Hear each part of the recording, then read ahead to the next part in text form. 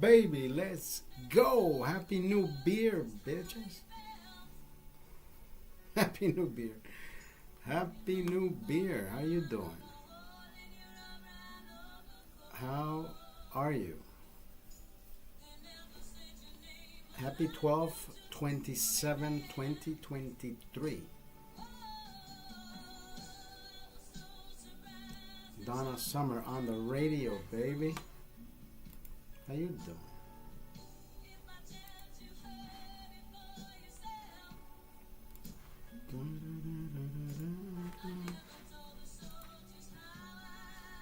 Yo, Andrea D'Amico in the house. How are you? Happy Wednesday.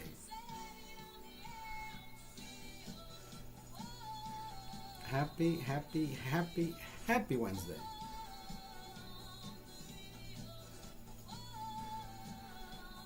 I am doing great as well. It's a great day. 11 cruises, damn. I bought the one with the sugar though. Caramel macchiato is pretty good, isn't it?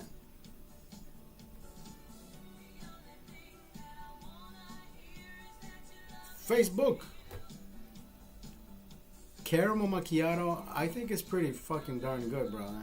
Primo, aquí estamos con unos aleros. Pongámonos a pija entonces, pues. Pongámonos a verga. Mira, aquí tenemos las mochilitas. Aquí donde guardo las latas. Aquí donde guardo las latas. Yo queriendo pajear a la gente y me salió el tiro por la culata. Bolo. I think International Delight might be better than Coffee Mate. I think we're onto something. Mira, la gente me dice, oiga, ¿y usted habla portugués? Pues señora, le digo, mire señora, aquí hablamos inglés, aquí hablamos portugués, aquí hablamos español, aquí hablamos por teléfono, hasta portugalío hablamos. Y se ofendió la señora, se ofendió la doña. Ay, qué pero ¿qué es usted? Almost out of beer. No, I'm never out of beer. Yesterday was one of those days. Mandá saludos a mi amiga Sobeida. Sobeida, ¿cómo está? Mucho gusto. Tenía una profesora que se llamaba Sobeida, ¿verdad? Una profesora Sobeida, era gordita la señora, ¿verdad? Y un día, yo siempre fui el cagadero de la escuela, de la clase, ¿verdad? Y no me acuerdo qué relajo estaba haciendo yo y me dice, era bien gordita la señora, bien gordita, bien rellenita, ¿verdad? Y viene y me dice, oiga, ¿y usted, papita? Póngase quieto, papita, me dice. Sí, mi hamburguesita, hijo de puta, que casi me sacan de la escuela. Aquella señora bien rellenita. Me dice, bueno, ¿y usted, papita? Y le digo, ¿qué pasó, hamburguesita? Hijo de puta, ¿para qué le dije eso? Yo, the Blade Master. What's up, Victor? How are you? Mira, primo, te voy a enseñar una manera de hacer una carne, man. Mira, compré unas tiras de tri-tip, de bistec. De bistec. Sexy food talk. Sexy food. Bro, Victor, mira, ve. Agarré. Mira, ponerle que cada tira de carne el doble grosor, ¿verdad? Pero es casi igual de largo, así como la que te tragas vos. Como la que te tragas vos. Tipo 6 pulgadas. No te pongas muy machito, ¿viste? Entonces, agarro un poco de miel, le unto miel solamente a un lado. Just one side. Look. He said parking in the rear. Look, I'm going to show you how to make. I just come up with fucking concoctions like my mom used to do. Entonces, on one side, I drizzled a little bit of sugar. Honey. But I rubbed it in, right? I gotta rub it in like your last girlfriend. So you rub that shit, and I'm thinking, you know what? This is gonna work like an adhesive. So I sprinkled garlic salt on top, and then I sprinkled garlic pepper, black pepper. High heat. I charred that side with the honey on it just to caramelize it.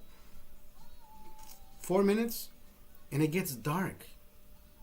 It gets dark like the meat that you like to swallow.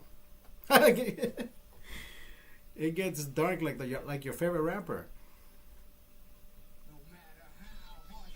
Then you flip it on all three other sides, 2-3 minutes. And then I left it in the oven for a good 6 minutes.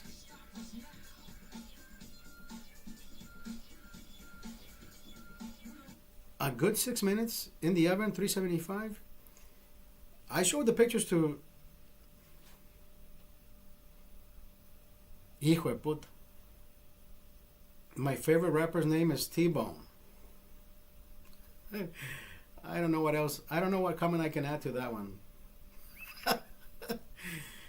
Saludos para el Escuadrón de la Muerte. Hueputa. ¿Cuál es ese? ¿Cuáles son esos? ¿Cuáles son esos? ¿Cuáles son esos? The Blade Master, how you doing? I'm doing good, brother. Let's listen to fucking Rage Against the Machine.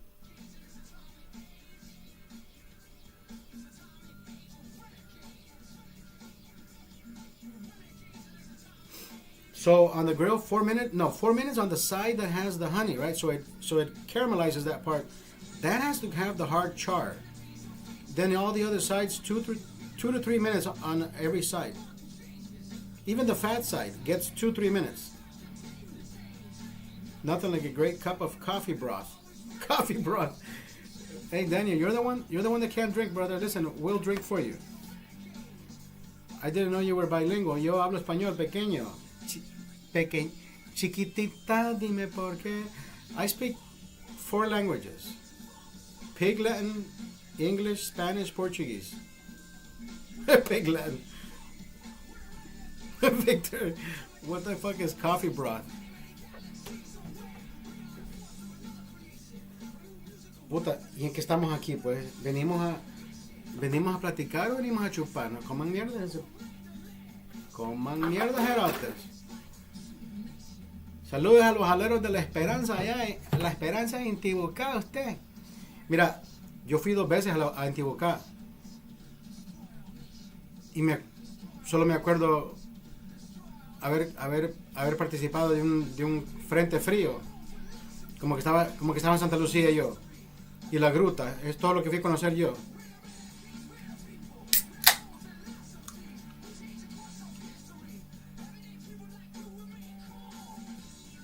The International Delight was your boss that provided it, right? Oh no, I bought that one, Daniel. No, he just buys the coffee for us. I buy my own creamer. I'm the only one that drinks coffee, anyways.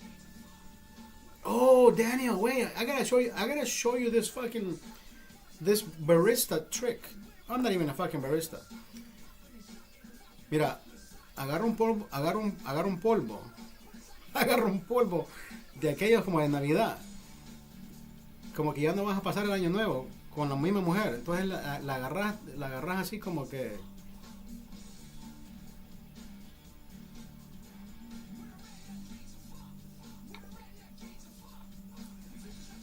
Ah, Sobeta, me está invitando a sudar la gota fría. Sobeta, mire, no quiero que vaya a enojar su esposo. No quiero que... No, como dice allá en el pueblo, no quiero que hayan problemas. No quiero que hayan problemas. Puta, la gente todavía no sabe hablar, ¿verdad? No, si hablamos de frente, mire, ve. Soy como la gasolina, cada vez más cara. Cada vez más cara. No, fíjese que esta frente, hija de puta, yo si hubiera sido inteligente, le pongo un rótulo así, ya hubiera hecho plata. Soltera y sin compromiso. Mira, yo que usted me venga en la próxima caravana. Me venga en la próxima caravana. Daniel, right? They do sound like they're fucking special ed. El polvo de la bolsita. Hijo de puta, saque la bolsita, papá. decía un amigo, tiene vida, dice. Oh, tiene visa. Entonces, ahí me avisa. Entonces, ahí me avisa. Si tiene visa, entonces me avisa. Aquí le estampamos la visa, venga. Aquí le estampamos la visa. Venga. Mire, ve.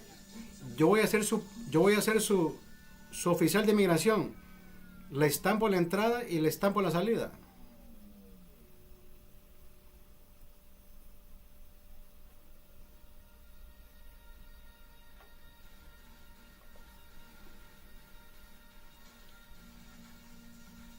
Aunque no tenga visa, mire, ve. Ya entra mojadita. Ya entra mojadita. Ay, hijo de puta. Véngase. Véngase con la caravana, así entra mojadita. Así ya entra mojada. Híjate de puta. Aquí, como que somos el torneo sin fin aquí, va a ver. Como que. Ma, ya estuviera en televisión de verdad y me hubieran sacado. Ya me hubieran fuera del aire.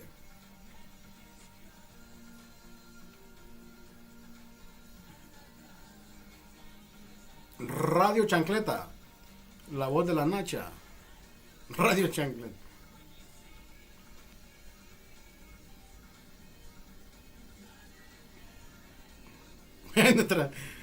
Véngase mojada, véngase como ilegal. Aquí la recibo mojadita. Entro seca y me recibí mojada. Ay, ay, ay.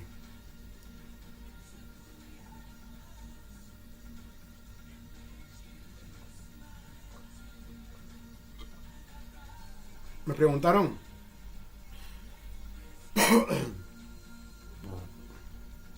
Me preguntaron.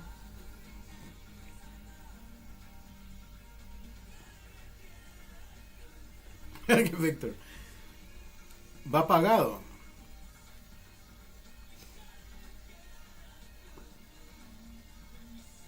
Four more weeks, Daniel. Fuck. So you're not gonna drink till next year. ¿Va pagado? No. ¿Cuál paga? ¿Va pagado? No. Va encendido esta mierda. Va encendido. ¿Cuál que va pagado? Aquí va encendida la mierda. Ush. Ush.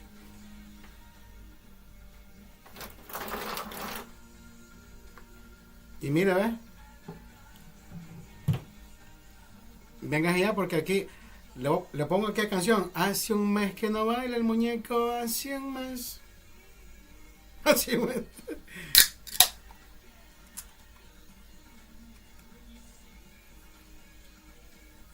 El taxista me dice, puta, dice, usted sí sabe parar taxi. Y mi hijo le dice, si supiera con qué le paré el taxi. Si supiera.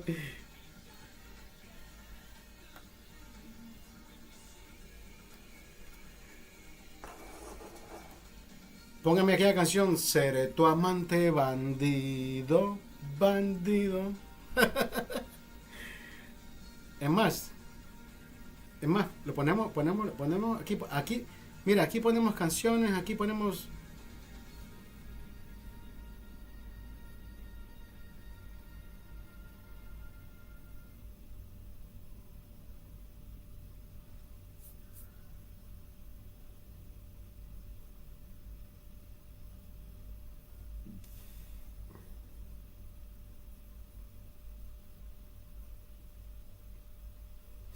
Primo, hay una canción. Poneme Tim McCoy. Tim McCoy, Tim McCoy. Mira, hay una canción que la escuché yo en Las Vegas hace 2 meses que fui a Las Vegas a ver YouTube. Y me fui con un compañero que es mexicano, ¿verdad? Y me dice, Oscar, dice, poneme esta canción en iTunes. Y fíjate que está más o menos así como que te dan ganas de beber más, fíjate. Pero no por lo que dice, sino que me gusta el ritmo, pues. Porque si nos pusiéramos a hacer lo que dice, sí, no, no, aquí no.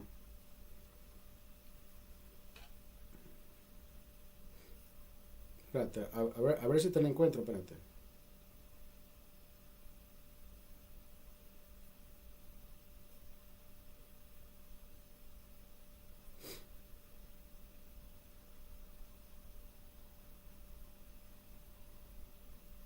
Puta, ¿y esta mierda dónde está, no?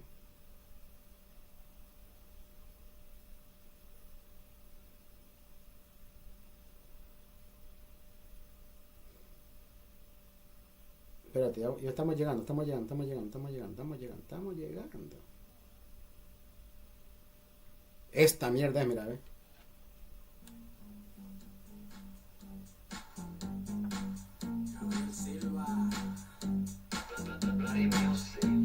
Andamos en rula y todos con camuflaje se prende.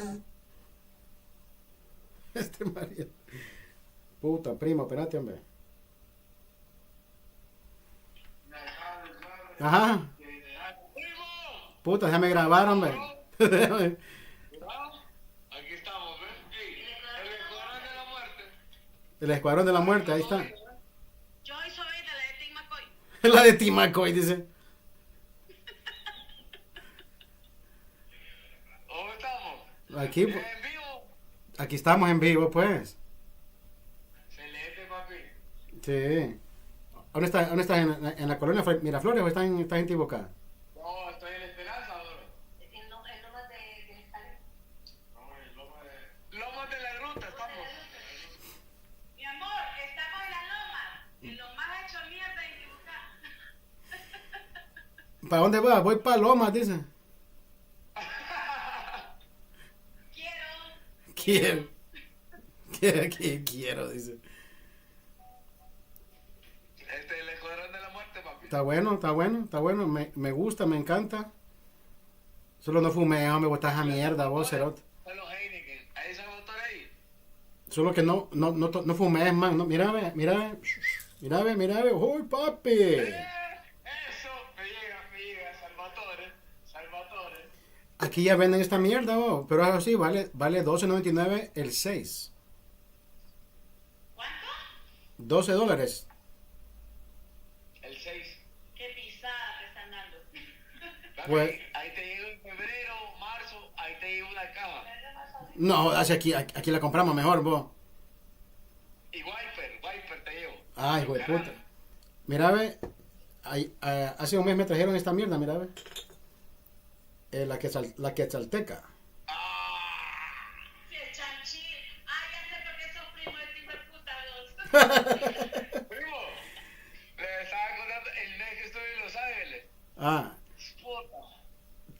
que te desnudaste en el frío, le dijiste. Sí.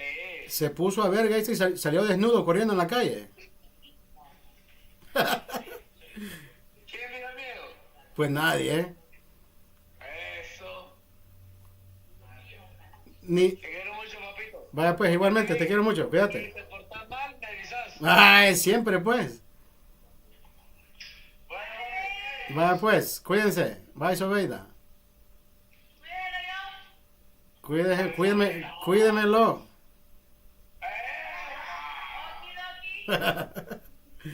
Va pues.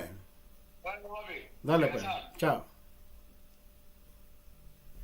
Ciudad y el pueblo por donde ande, del norte soy mi paz, el cerebro es... Esta rola, hija de puta. Yo creo que de la Mara es de México. Yo creo que la Mara se ponía pija con esta música allá en México. Andamos en rula y todos con camuflaje, se prende la ciudad y el pueblo por donde ande. ¿Sí o no? Del norte soy mi paz, el cerebro está que arde, te los pongo a bailar, vamos a tirar party. Mira tu vecina que la peda se aproxima y aquí puro neta rima, por eso nadie se arrima, se nos vamos a Mira primo. Mira esta mierda. y me vale verga, arriba de los laminados hechos verga, mando Ricky la mera verga, arriba de la madre pasa raca verga, y ahí no más, el chisqueado viene y va, con Vaya, mira, ve. te los pone a bailar, y van Mira qué linda esta página, mira, ve. bienvenido a la página theheinekenman.com, theheinekenman.com. Mira qué lindura, mira, ve. ¿Querés una gorra? ¿Querés una gorra? Te la presto. Te la presto. No le digas muy alto a la chovita que se va a alegrar.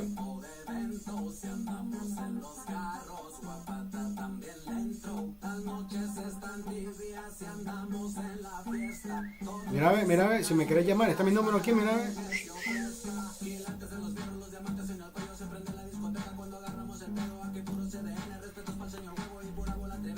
No, hombre, es que aquí somos puta, producción Televicentro, no jodas.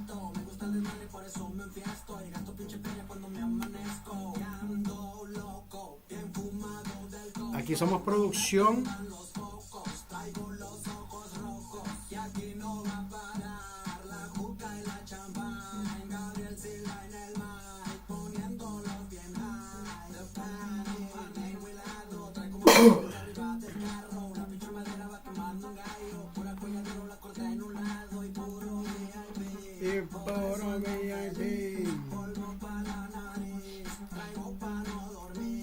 Traigo para no dormir, dice ese hijo de puta.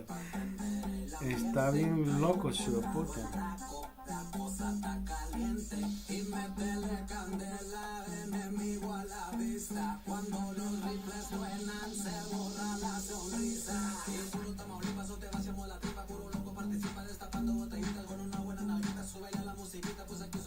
Una buena nalguita, dice.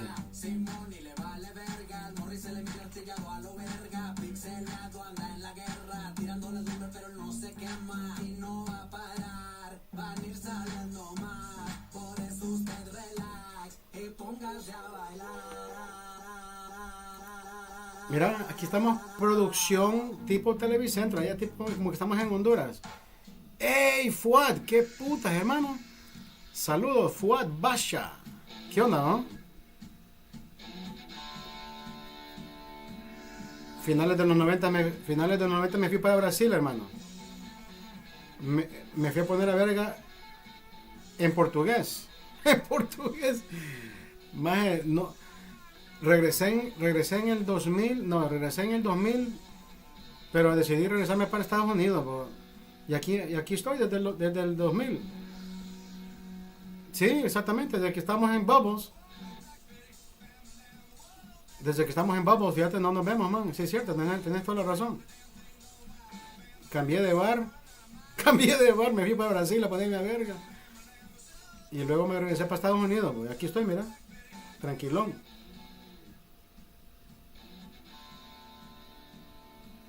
Me puse a coleccionar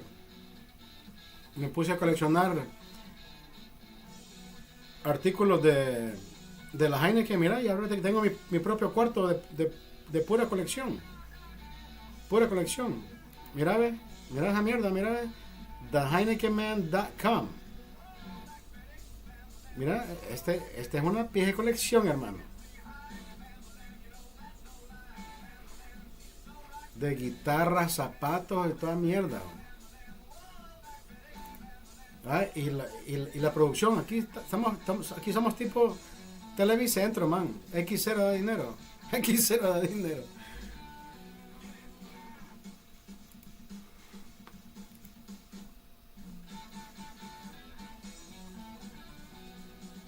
Igualmente fue. Salud. Te casaste, te divorciaste, hijos. Yo no me casé, hermano, pero sí tengo un niño de 14 años. Lindo.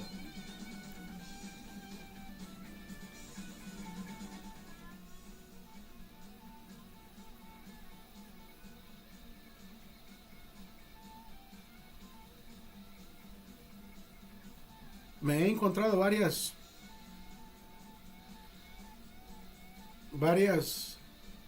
prospectos, pero esa mierda de casarse, como que no es conmigo, man. Casado, 3 hijos, 27, 10 y 8. 27, jue puta. O sea que desde que me fui para Brasil, vos estabas ya teniendo cipote entonces, pues. Porque no te miro hace 20, no, hace 25 años no te miro. Yo me fui en el 97, sí, hace 26 años. Verga. Más, ¿cómo pasa el tiempo? Oh, fuck. Sí, tenemos la misma edad, ¿verdad? 48 tengo yo. Vos tenés que 45, ¿verdad?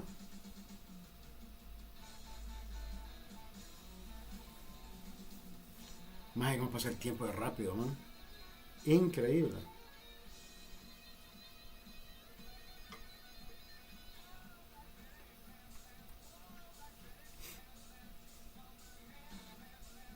Fuad Basha. Sí, hombre, sí me acuerdo, man. La última vez que nos vimos fue exactamente en Bubble Sports Bar.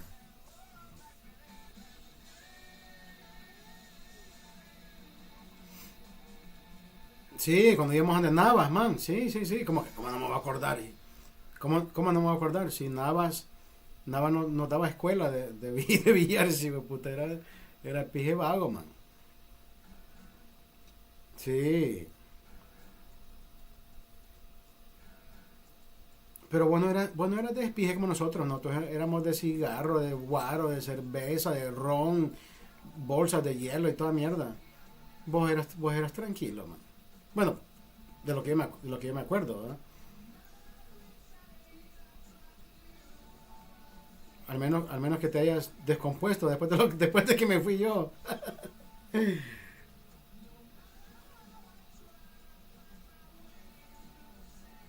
Puta, Nava es presidente de la Federación de Billar. No, ese maje nos daba verga con una mano. ¿Te acuerdas que jugaba con la izquierda? Y dice, le puedo jugar con la izquierda, dice, maldito.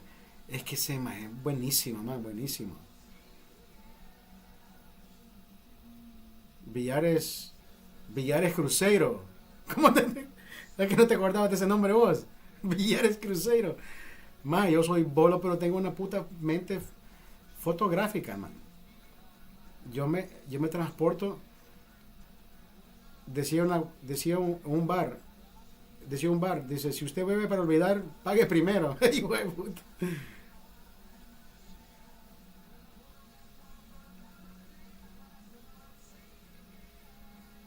Qué caga de risa, man. What are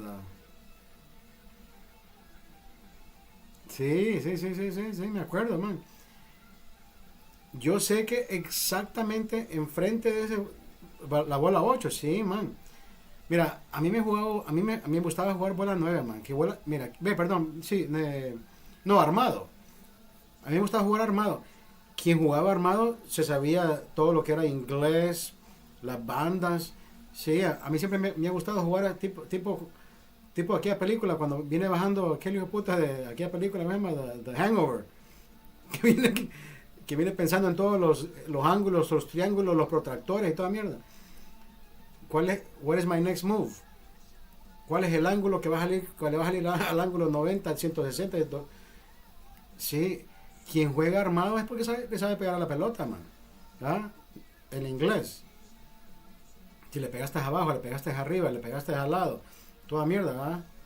Tiene su velocidad, su ángulo. Esa mierda me ha gustado a mí jugar. Mi primo, que también es de Honduras, ese más juega en una liga aquí en Estados Unidos, the American Pool Association. Ese más ha ganado primeros lugares con su equipo. Pero es que hay gente que realmente, man, le hace tiempo a esa mierda, man. Yo una vez que tuve mi niño, man, yo le dedico tiempo a mi hijo, no le dedico tiempo al vicio. No le dedico el tiempo al vicio aquí, echándose la cerveza, le digo, puta. No, o sea, es que mira, ¿y qué estás haciendo? ¿A qué te dedicas? ¿Estás en Los Ángeles? Estoy en Los Ángeles, man, aquí trabajas en contabilidad, trabajo.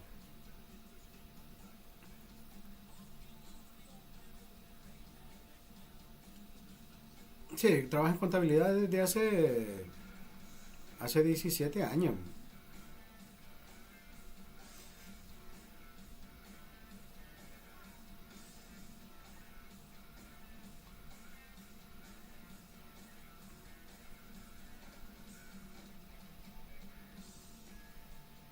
Sí, hay gente que viene, man, y se pone a estudiar.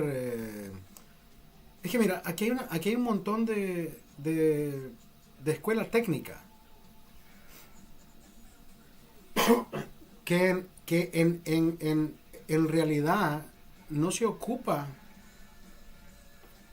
No puedes venir a Honduras. Es que más no tengo nada que hacer en Honduras. Fíjate, no me llama la atención esa mierda de vivir en política. Más desde que yo estaba en Honduras, siempre ha sido el rojo, el azul, el azul, el rojo, el azul, el rojo, y aquel atrito, aquella mentalidad de que mi abuela era azul, yo voto azul, mi abuela era roja, yo voto rojo. Y nunca hemos salido de aquel ciclo vicioso, man. La mentalidad del hondureño, hijo de puta, si estudió, sabe en quién votar. Y el que no estudió, dice, no, pues ¿quién me va a hartar? ¿Me entendés? Son dos mentalidades diferentes. Pero si vos votaste por un candidato que realmente decís vos, puta, está bien, nos va a sacar adelante, no sé qué, y el individuo que no tiene ninguna actitud le vale verga, y más bien ellos son los que le dan vuelta a la tortilla, ¿verdad? Que decís vos, puta, si no tuviéramos este otro grupo, pero últimamente si te pones a pensar, man, es la misma mierda, la misma perra solo que peinada. Entonces digo yo, puta, más esa mierda de política realmente es una caca, man. Yo nunca me ponía a pensar en política hasta que fui a Brasil y hasta que vine aquí a Estados Unidos. Mira, yo nunca me metí en política, nunca hablaba de política, hasta que en un momento yo llegué a pensar lo siguiente, ¿verdad? En voz alta. En voz alta, digo yo, ¿por qué es que la gente se enfoca tanto en lo que un presidente está haciendo? Tanto en Estados Unidos como en otros países, ¿verdad? Pero cuando yo te hablaba de venir a Honduras y a visitar, no, ni eso, man, no me nace, pues, no me nace, para nada. Para nada, mejor me agarro un avión, me voy para Las Vegas, me agarro un avión, me voy para Miami, agarro un avión, me voy para lugares que realmente mi familia, pues, si quiero hablar con ellos, agarro un teléfono. ¿Me entendés? Ese lazo de amor, pues nunca se pierde, ¿verdad? Pero de que voy a querer ir a pisar tierra hondureña, man, no, para nada, no me nace.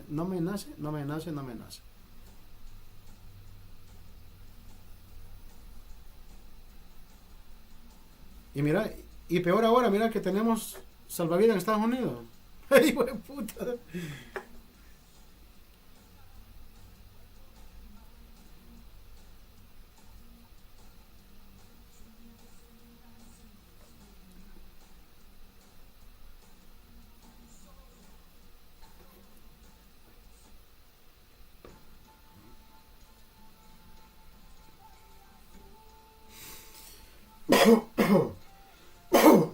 Mi papá sigue vivo, mi mamá sigue viva, mi mamá sigue, todos están bien en Honduras, pues. Pero realmente, pues, quien está en Honduras, aunque no quiera estar ahí, ¿qué vas a hacer? Tienes que apretar la guacha, ¿verdad? Pero yo que estoy afuera, prefiero no estar ahí. No sé, es que no, más es que un imán. Si lo pones del lado opuesto, como que más bien aparta. Así me siento yo con Honduras. No tengo ninguna atracción, nada, ningún que cerramos pacto, no existe, man. Pero bueno,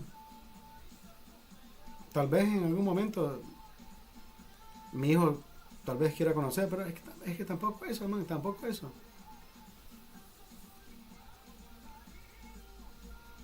Dale pues, ya sabes. Un gusto es mío, hermano. Gracias por entrar y saludar. Salud. Fuad Basha.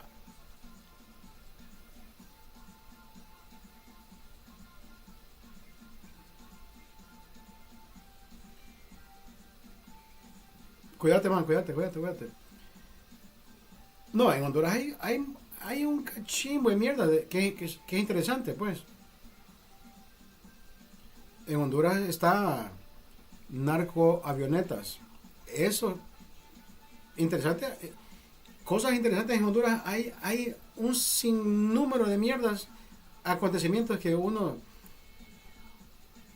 No sé por qué la televisión de Estados Unidos no entra en vigor y dice, hey, hagamos un reportaje de cuántas narcoavionetas no llegaron en la época de Ho. ¿Y qué se hicieron? ¿Qué? Más esa ciudad de puta. Mira, bajaban 3 avionetas, las rodeaban los militares, le asignaban 2, 3 militares a una avioneta para que cuidaran los contenidos, y en la mañana como que pasó David Copperfield, se desapareció el contenido. Y estos hijos de puta. There has been some fucking shit in Honduras that only Honduras can. I don't know why the United States hasn't taken interest and say, hey, you know what? Let's create the narco jets that would land in Honduras.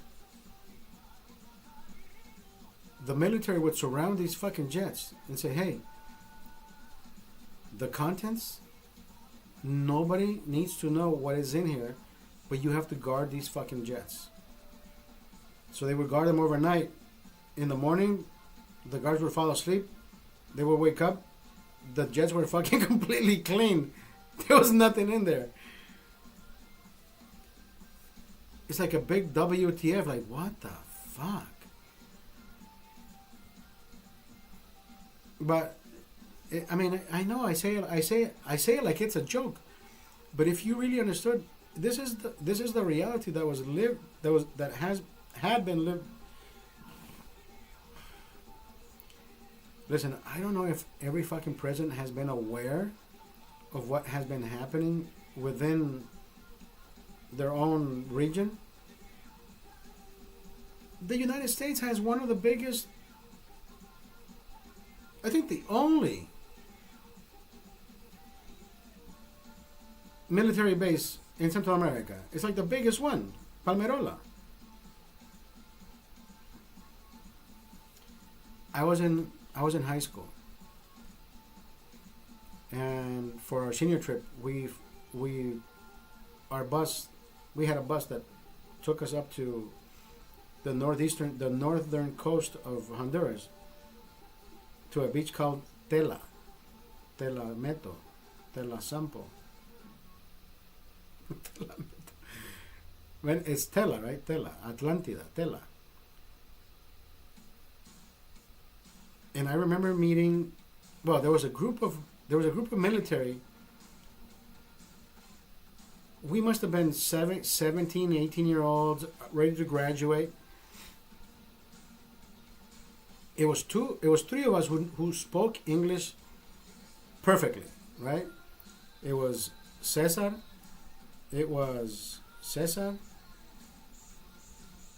Jose, and myself. I don't think I remember anybody else speaking English like fluently, right? It was just us 3. But there was a group of military. I forget what the fuck they were doing that we felt offended. Like, hey, bro, don't act like that. So these guys are like a fucking group of like 17, 20 guys, right? Military. And we're a group like of 15 teenagers. So one of us says, hey guys, keep the fucking noise down. Like, you guys are being fucking obnoxious. And who the fuck are you? I'm like, this is my territory. I'm from Honduras, motherfucker. Like, where the fuck are you from? Oh, hell no, bro. You don't know where I'm from. You know, I'm from fucking Palmerola, and I can shoot you, and I don't know what. And I'm like, what the fuck is happening right now? So you're going to threaten me in my own house? I said, motherfucker, that's not the way it works, bitch.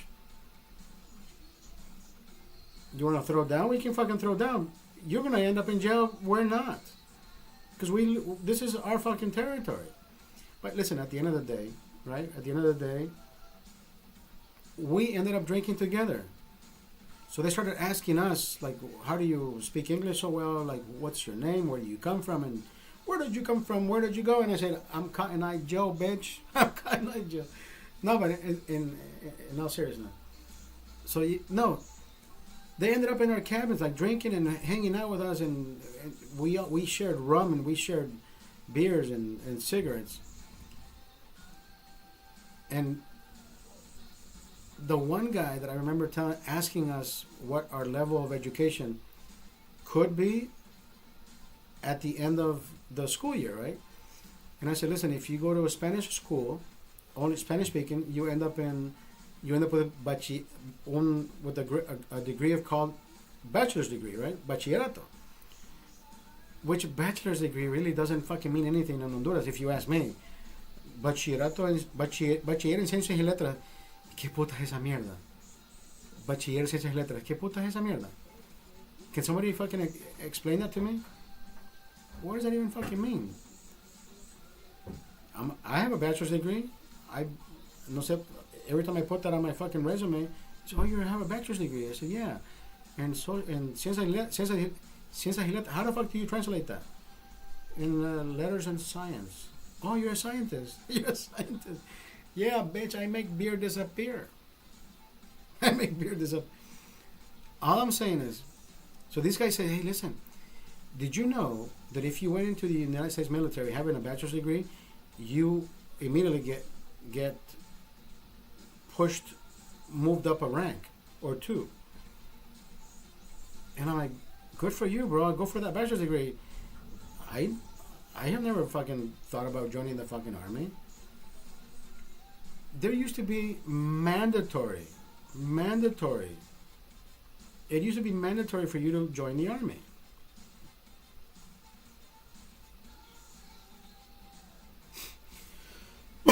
'93, '94, it was mandatory. And I remember all these convoys in downtown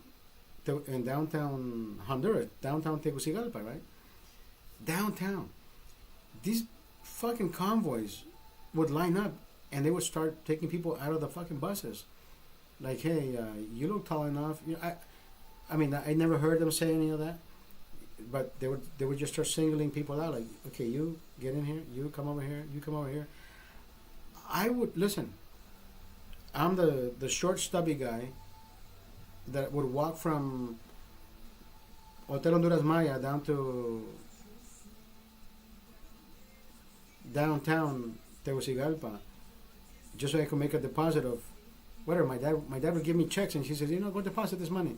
Nobody knew I had money, so I would have shit in my pockets and I would just walk down the street, right?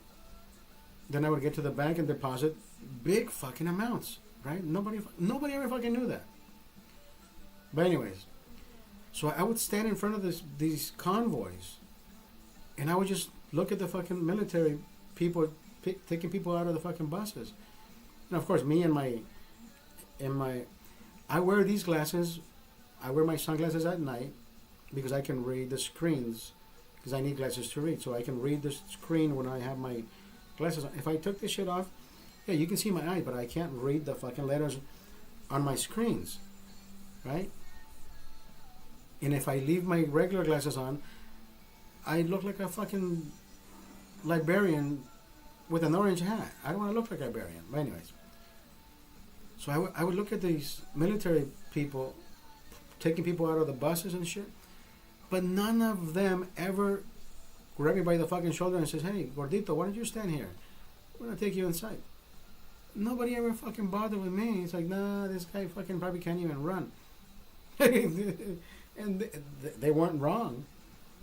Shit. I'm glad I was fucking... God made me short for a reason. God made me short for a reason.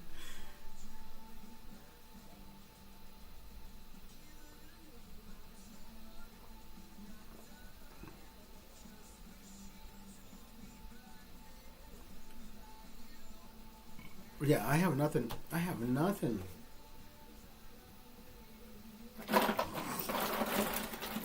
I have nothing. I have nothing against my own country, you know. But at the same time, there's nothing that actually draws me back into, oh shit, you know what? I need to go back to my country because I miss something. I don't miss anything. I love my family. But I love them more than I miss them, right? So I don't miss them. I don't know. I don't know if that makes sense. If you don't, you miss people. Sometimes you miss people because you fail to love them, right? So therefore you miss them. No, but I love my family so much that I don't miss them. I don't know if that sounds like, oh, that's a bunch of bullshit.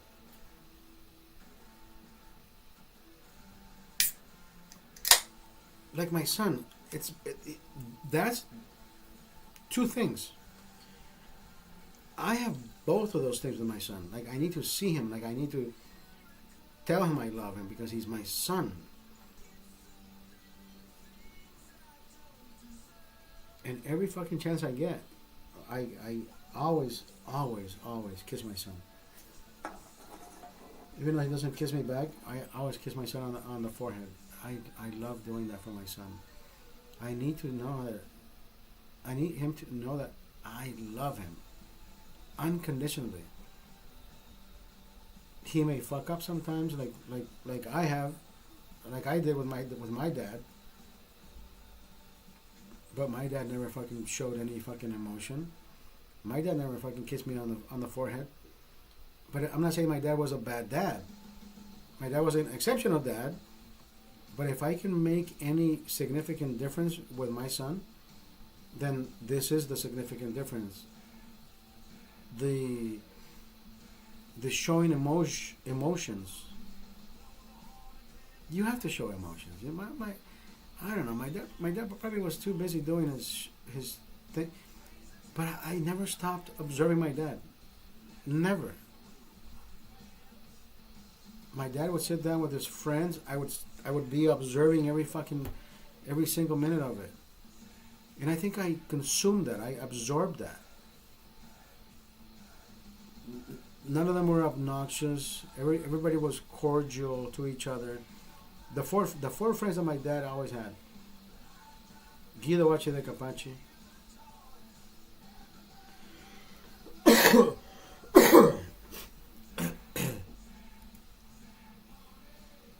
Zamboni. Mi papá tenía 4 amigos. My dad had 4 friends. Guido Bache de Capaci, Hugo Zavala, Wilfredo Fiallos, and my dad, right? These were the 4 amigos. The 4 amigos. Cuando se juntaban estos 4 individuos, it was 1980, 1981. I mean, that I remember because I was born in 1975, right? So 4 or 5 years old, I remember them being together. Like there's vivid actions and reactions that I can still remember till this day. The way, you know, Wilfredo was always quiet. I don't remember ever hearing him speak, but I know he spoke because I was at a distance, right? Hugo Zavala, he was the jokester of the group. Hugo Zavala would tell a fucking joke, and it was his laugh that was so fucking contagious that the whole fucking city could hear him. Dude, it was the most amazing fucking time just watching these guys. And of course, then you saw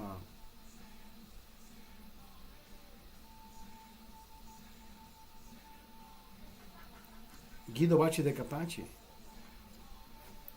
Tall, white, green eyes.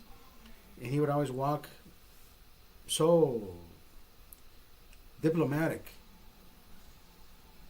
Cigar in hand. Like he knew how to puff his smoke without bothering people. At least it looked like that, you know? Like he knew what the fuck he was doing. Like it was so like fucking royalty. Just watching him was like, I want to be like that guy when I grow up. You know what I mean? But I wanted to be like every single one of them. I guess everybody had their own fucking trait. And I think I did. I think I picked up on everybody. They all drank. They all drank. Fuck. I couldn't pick up anything else but drinking. But you know what?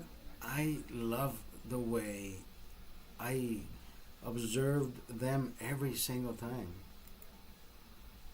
I picked up drinking. Oh my God. Cumpleaños, aniversarios, graduaciones, carne asada, sábado, domingo, viernes, qué puta, me acuerdo. Dude, every time, all these parties would happen. And Hugo Zavala, even though he had 2 older kids, I don't think he ever brought his older kids to any fucking party. He only brought Luz. And I think she was like my, I can't say my crush, but I always thought she was like the most good-looking girl that would pop up.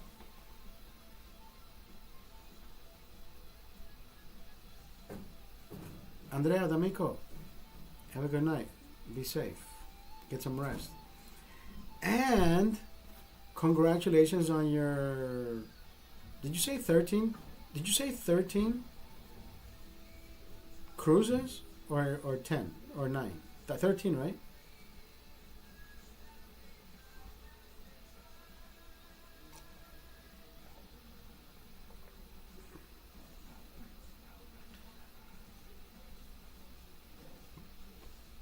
All those cruises sold. That is 11 cruises sold. Shit, I wouldn't be able to fucking sell one cruise. Congratulations. Have a good night. Get some rest. 11 cruises sold. I don't know what the record is, but hey, 11 is more than I would fucking do.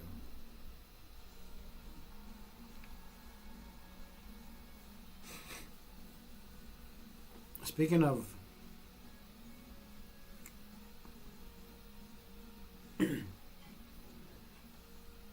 sleep well, thank you, you too. Speaking of sales, right? One of my first jobs. I think it was, if I remember correctly, this was one of my first jobs, telemarketing. And I called, spoke English, and the guy says, yeah, come on in. He says, over the phone, right? We had an interview over the phone. He says, yeah, come on Monday. We'll do a dry run. You'll get paid. There's no training because it's a dry run. Like if you can talk to me in English over the phone, I know you can read a lead and talk to somebody else on the other side of the phone. And I'm like, he's not wrong, right? I mean, he's not wrong. So I showed up, clocked in on Monday. I think I was there for like 3 weeks. So anyways, so I arrived there on Monday. And this is one of my first jobs, right, in California. Or in the United States for that matter. It's telemarketing. So this guy says, I started asking, so the guy talks about a bonus. Like if you sell $700 in a week, you get $100 bonus. And he says, yeah, that hasn't happened in like 7-8 months. And I'm thinking, so how fucking difficult is it for you to sell fucking? We used to call people with leads and offer shipping supplies, right? And I'm thinking, how fucking difficult it is to fucking sell $700 a week. $100 on Monday, $150 on Monday, $150 on Tuesday, $150, right? It adds up to $750. And the guy says, "Yeah, good luck with your math, bro. It doesn't happen." And I'm thinking, why can't it fucking happen? Like it doesn't compute. And of course, it started to compute easier on my fucking head, because on my first break, the first day of work, we take a break. And mind you, we start work at 7 in the morning, like 7 and 8:15, so 7 to 3 p.m. Maybe we only work 6. Anyways, the thing is 8 hours, right? 7 and 8:15. That's 1,500 hour. 1,500 hour. That's 3 o'clock. Military, right? So we started at 7 a.m. By 9, we take the first fucking break. This guy had donuts, powdered donuts, glazed donuts, chocolate covered donuts, the coffee machine. This is like almost like it was a fucking AA meeting. This guy had the fucking best fucking setup. And I used to smoke back then, right? So I went outside and smoked my cigarette, and then I followed the group of, it was like a group of fucking ducks. They were all going to the liquor store like ducks, in a single file line. And I'm smoking outside, and I'm thinking, what the fuck? That looks weird, these motherfuckers. And then they came out, and I saw them drinking the little bottles of liquor. And I'm thinking, motherfucker, it's only 9. And we're still working. Like, and then, of course, I saw the guys out behind their cars. And I'm thinking, motherfucker, what the... Are these guys getting paid enough to fucking drink and sniff coke? Like, what the fuck? I'm like, I drink, but I don't do drugs, right? And I'm thinking, what the fuck? Anyways, long story short, sell $700 a week, get a bonus. So I remember, I worked there for 3 weeks. When I told you I worked there for 3 weeks. So in my first week, I had a lead. This guy says, "Hey, Oscar, you know what? Awesome. I'm doing inventory. Call me next week. I know I'm going to need what you just said you had, the shrink wrap and this wrap and that wrap and this wrap and the black wrap and the white wrap and whatever. I had everything that he needed." And I'm thinking, nah, this can't be happening. Like, if I started adding up everything that he wanted, it was like $2,300 with everything that he needed, right? So the second week, I called him and I said, "Hey, Anthony, whatever the fuck his name was, are we ready to get this ball rolling? Like, hello, like." And he said, "Bro, you know what? I've been out for a few days. I've been sick. Can you just please call me back on Monday?" And he says, "Listen, this is the 3rd week." He says, "The 3rd week, third week's the charm." And I said, "I like your enthusiasm, but I hope you appreciate mine. Because I've been calling you for 3 weeks, and you keep extending." He says, "Oscar, I got you, bro." So I call him the 3rd week. I think this is a Monday or a Tuesday. So I call him, and I am completely gracious of thinking, this is where I show everybody how you make a bonus pop 3 times on the same week.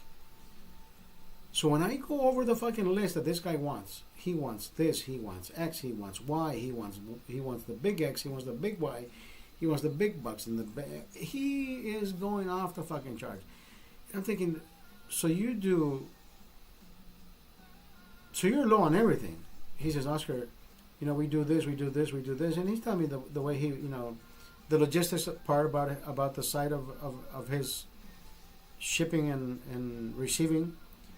And I'm thinking, okay, this works for me. And I'm thinking, this works for me. Like, I have everything that he needs. To finalize the sale that I had just written down and calculated, $23.50, around there. And I said, shit, that is 3 bonuses in a fucking week. 7 times 3 is 21. And I had 23, right? Closer to 24. 7 times 4 is 28. So now closer to 4 bonuses. I'm thinking, okay, 3 bonuses in a fucking week. Who gets that? So I get on the phone with this individual and I said, listen, brother, thank you for your service. Thank you for your business. I will pass the phone over to my supervisor now that he's the one that is in charge of collecting your payment information. Right? So it's not just thrown out there. So he'll present himself as John or whatever the fuck his name was. So I sent John, you know what? Here's an order. I need to close this. And then you pass the paperwork to him. Then he picks up the phone call, and he starts tallying up, and he does his thing like, this is shipping, this is receiving, this is blah blah da da da da da da da da da da. And by the way, by you purchasing an amount of this sort, we're gonna throw in whatever, a free watch or whatever the fuck. I don't know what. I forget what he offered back then. Was it a free watch or a free coffee maker, whatever the hell it was? So then I can see him talking to the customer through the little window, and then he's I can see him doing this, and the how some people talk with their head and they talk with their hand and whatever. But nobody's watching you, asshole. Why are you fucking moving around like you're? Anyways. But I'm glad he was moving, because then I saw him go like this, and I'm thinking, why is he giving me no? I said, why is he doing this? So anyways, he comes back out 10, 12 minutes later. He says, Oscar, here's your lead. He said, sorry it didn't work out. And I looked at him straight in the fucking eye and I said, sorry it didn't work out. I said, what didn't work out? He says, if we ship $2,300 worth of product, and if he doesn't like it, he says, we have to eat the shipping back. And I said, so you're selling shit product? Is that what you're telling me? He says, no, I offered to break down his shipment in threes. 500 and 4. He said 4. 500, 500, 500. And I said, that is... And I already knew what he was doing, so I said, you know what? I said, listen, here's my leads for the week. Call these 3 motherfuckers tomorrow. They will eventually not make the fucking bonus, because you eventually say this shit will get divided into the next 2 weeks. And you know what? Mail me my fucking check. I'm out of here. And I shook his hand and I said, you know what? Thank you for the opportunity. And everybody just looked at me like, what the fuck? Not only did this guy didn't fucking punch this guy, he didn't say fuck you or whatever. He says, thank you for the opportunity. And mail my check. I said, you know what? I'm out of here. So I left. That afternoon, he called me and he said, Oscar, you know what? I'm not going to mail your check. Can you just come in tomorrow and pick it up yourself? I want to talk to you. I said, okay, I'll be there tomorrow. To sum it up, the reason he broke down the shipment into 3-4 parts is so he didn't have to pay the bonus to me. So when I went back the following day, I said, listen, I know what the fuck you're doing. You can ship everything that this guy needs.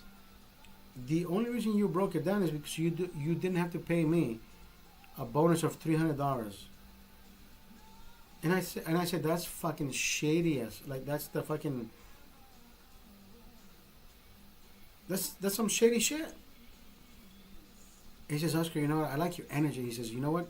Why don't you become the next floor manager? I'll pay you. And I said, bro, how the fuck do you sleep with yourself? Like, you, and I know half these motherfuckers are drunks and they use drugs. You can keep them as your zombies for the rest of their fucking lives. They will fucking love you for you serving them hot coffee and donuts. But I'm not that guy, bro. And I picked up my check and I fucking left. Fuck that guy. I'm telling you, bro. I'm telling you, some people either make you or break you. That motherfucker did not deserve my respect. But hey, sometimes people don't deserve yours. Whatever, for whatever reason, right? You may have fucked up at one point, and you never realized it. I know I have many times, but I realize it, and I'm like, you know what? It's not even worth the quarrel. It's not even worth the wasting saliva on this shit. The guy says, yeah, I want you to become my floor manager. How the fuck do you sleep at night, bro, when you fucking all these people? Right? Some guy probably sold $800. They're like, oh yeah, we're gonna ship $400 on Thursday and $400 on Monday. So guess what? That's 2 weeks. You didn't get your fucking bonus. And that's how he would fuck them. And mind you, they never found out what I said to that guy. So I said it in private. I said, I know what you're doing, bro. You're fucking them. You were not gonna fuck me. You wanted me to become the next fucking floor man. Why would I want to fuck people when you pay me? I said, bro, you can't fucking pay me enough. You can't pay me enough for me to lose sleep and think that, yeah, I'm the biggest piece of shit in that fucking room. Hell no.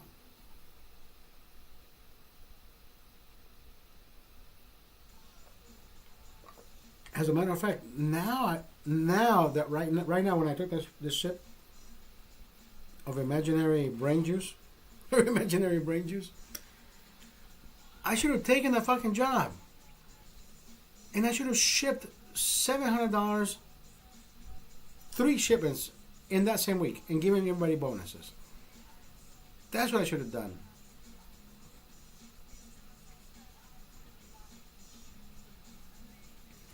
But I didn't. Sometimes your brain... TikTok was not alive back then. Now that I watch these TikToks and all these videos, right, they give you different perspectives, not only on what you should do, what you should have done. Exactly my fucking point. That's exactly what I should have done. Taking his offer and saying, you know what, you're right. I'll work with you, bro. And the minute somebody gave me those fucking leads and say, Oscar, close it. I said, hey, bro, you know what, we're going to divide it into... No, I would have said, you're getting your order in the next 3 or 4 days. And approve those motherfuckers. Boop, shipped. Automatically, these motherfuckers get a bonus. Yeah, I know it. Eventually, he would have fucking fired me. But you know what? It would have felt fucking amazing. That's all I'm saying. Everybody thinks that getting fired is the most detrimental or the worst way that you can lose your persona, your grip, I don't know. Like, some people think that, like, the world is fucking ending, right? And I'm thinking, bro, if you're a good worker today, you're still a good worker tomorrow. You just have to present yourself in the best way possible to the next seller or provider.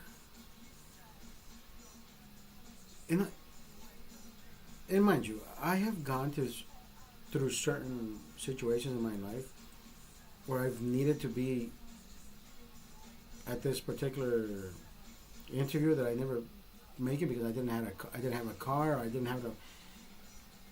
But at the same time, when you do make it, they don't appreciate. I don't know. All I'm saying is, sometimes people interview you, or sometimes the person interviewing you, that person never earned the spot to be there. But on the opposite, they were placed there because somebody else took off and said, "Hey, you know what? You're good at you're good at this. Just go ahead and fill in the void." But when they see a resume that is better than theirs, they're like, "Oh yeah, bro. You know what? Everything happens." And you're like, I've caught on to that shit. I remember being homeless 22 years ago, and I applied for a fucking dishwashing position. And the guy says, "Yeah, bro, you know your resume. You're good at this. You're good. You see, you can do this. You can." I think you're overqualified. And I said, "Bro, who the fuck is overqualified for washing dishes? Please, enlighten me." I said, "I'm homeless, bro. I don't have a place to stay. I want to start somewhere so I can move back up." Right there, I knew exactly what I just told you. This motherfucker was not given that position. I mean, didn't earn that. He was given that position of power. So now, therefore, this guy walks with. Right, he's weak. He's weak when he reads other people's resumes, because he probably thinks, "Oh shit, if I hire this guy, he's gonna outshine me. He's gonna work better than me. I can't let that happen." The second place I went to gave me the same scenario, and that's when there was a ringing of a bell inside my head, and something said, "Oscar, this guy is giving you exactly the same answer as the other guy. That means these fuckers were put there. They didn't earn this position. They were given that power. Therefore, when they see your resume, they don't want you to outshine them." And I said, I don't know what the fuck he was saying. And I said, "Bro, you know what? I hate to interrupt you, but I want to get out of here." He says, "No, yeah, we can use you somewhere else. You don't have to you don't have to wash dishes." He says, "We can use you somewhere else, like front of the house, back of the house, but we can use you." And I said, "Bro, listen, if it wasn't for you, I wouldn't have just gotten a flash of light in my head, because I need negative people in my life, and you're one of them, and I appreciate that." And I left, and then I found my temp agency.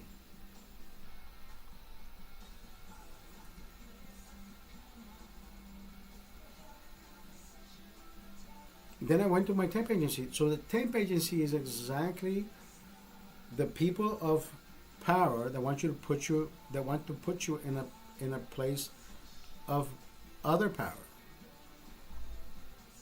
Because that's what these people do. You know, they have the power to say, "Hey, you're good. You passed the assessments. You did this. You did X, Y, Z." They are the ones that are going to call that company and say, "You know what? We have a great fucking candidate for you." He doesn't even have to present himself. You know what? Here are his test results. We did 3 assessments. Flying colors. We will present him to you. Can you just please talk to him? And they listen. My company, this type of agency that I used to work for, they would tell the client and say, "Listen, if you do not like the guy in the first 4 hours, you don't have to pay." Right? The same way, if they sent you somewhere and that person try to make you do a different type of job description, job task, you would walk away and you would get paid at least half a day. So my mentality was always, let me work on inventory, let me work on shipping and receiving. Like, I needed to follow and fall into the category of logistics and shipping and receiving. Like, I always liked that the accounting part. I just didn't know where to start, right? So I ended up working for the LA Dodgers, the the warehouse,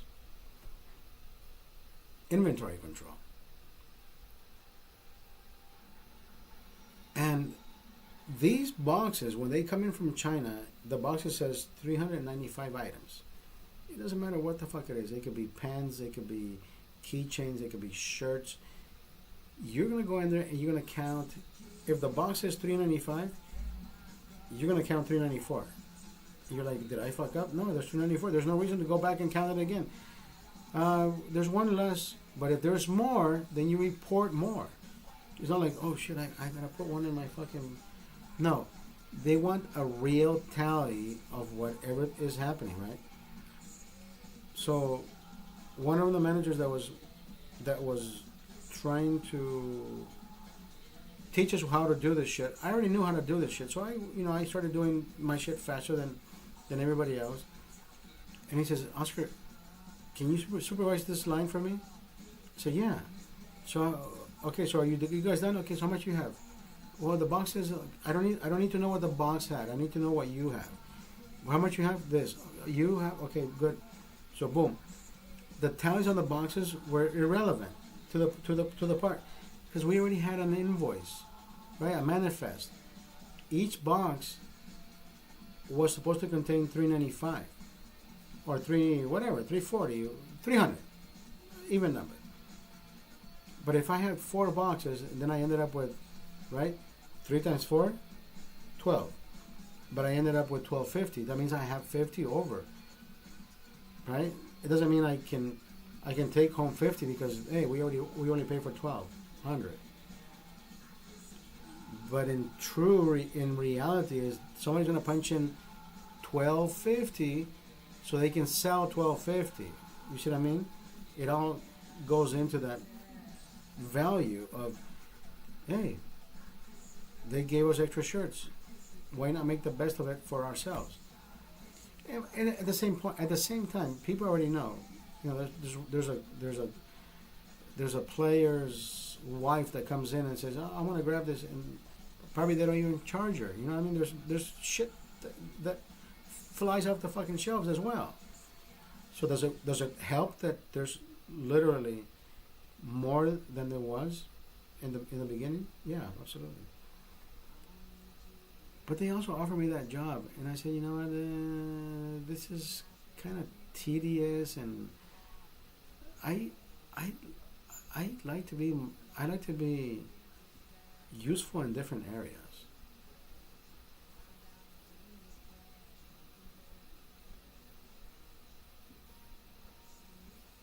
One time, my temp agency sends me down to Magic Mountain.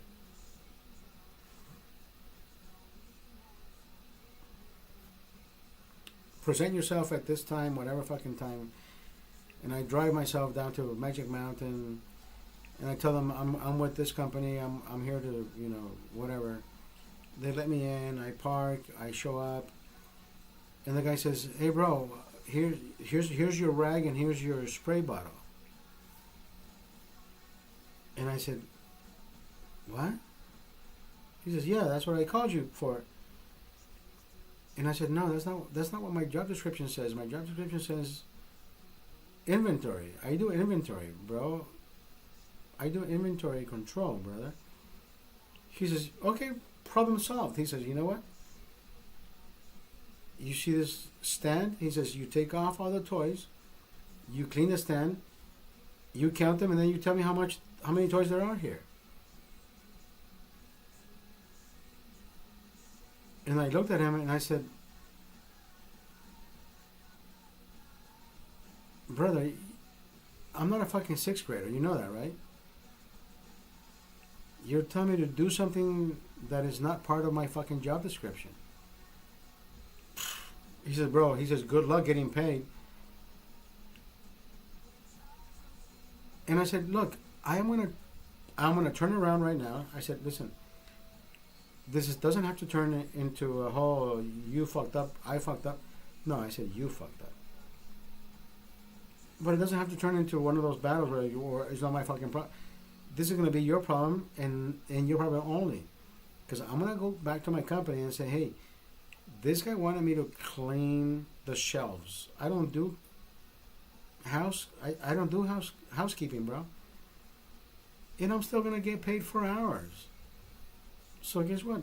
Good luck on your fucking spray the bottle and count the shit. No, bro. And I left. And I got paid for 4 hours.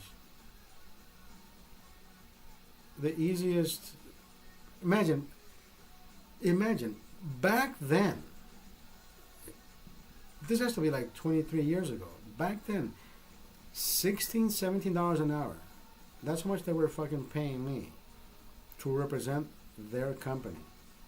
Because I was that good. Right? So imagine somebody trying to say, this is one of our best cars. This is a Mercedes, right?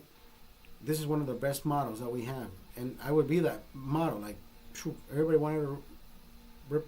wanted me there. Like, oh yeah, I want to drive that car. Like, this is a fucking great ass car. And the one time I made a mistake. The guy says, hey, bro, I can't afford you. He says, can you find something else? I said, bro, I am a fucking Mercedes. Like, I need to be treated like a Mercedes. But for you, you know what? I'll change. I'll go to a different showroom so you can buy me like I'm a fucking Hyundai. And we did that. And I said, listen, we're going to work. This is between you and I. We're going to work on a verbal agreement that after 2-3 months you're gonna raise my pay to where I get to actually be paid as a Mercedes. And he says, you know what?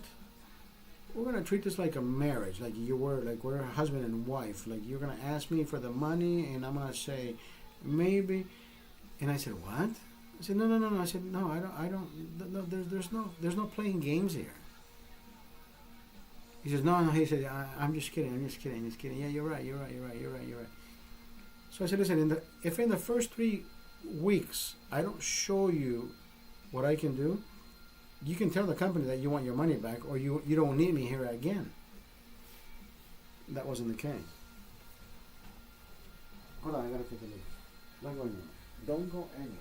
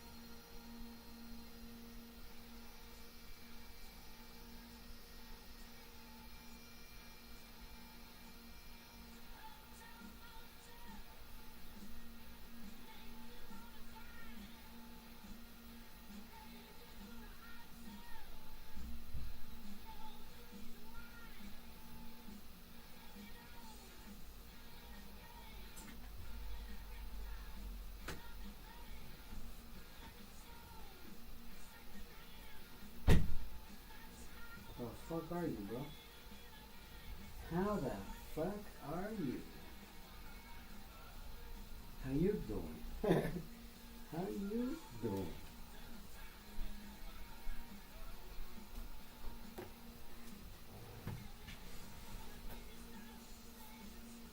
Somebody said, sleep well. Hey, Facebook, ¿qué puta haces? ¿Cómo estás? ¿Dónde vas?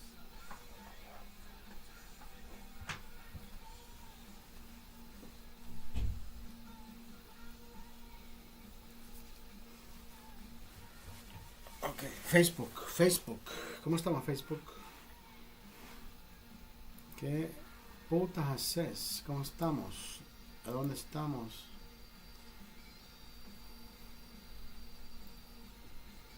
Bienvenidos, Facebook, ¿cómo estamos? ¿Qué están tragando? ¿Qué chupan? ¿Qué beben? ¿Qué comen? ¿Qué mastican?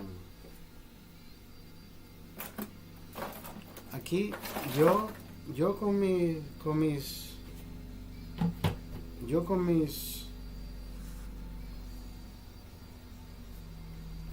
pilones. Mis pilones. Aquí tengo un pilón verde. Mi pilón de Heineken.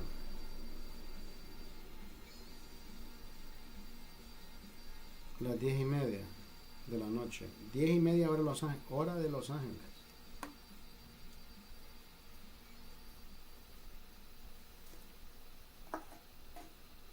Y voy, es que solo me...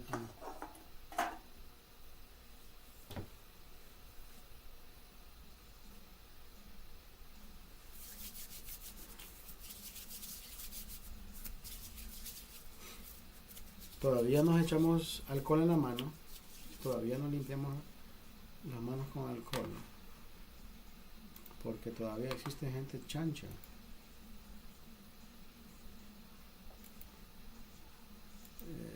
Vamos a ver aquí. ¿Qué tenemos aquí?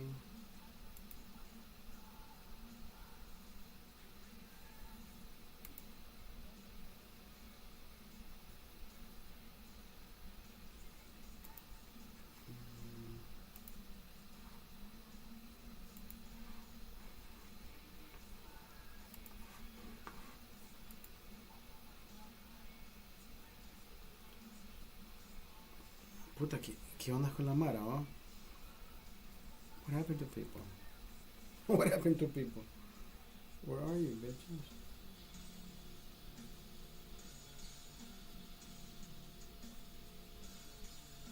Hold on.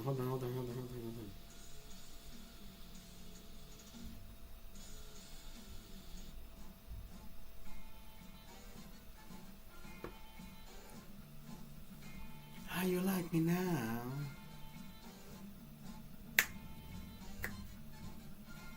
How you like me? The big heavy, right? The heavy. How you like me now?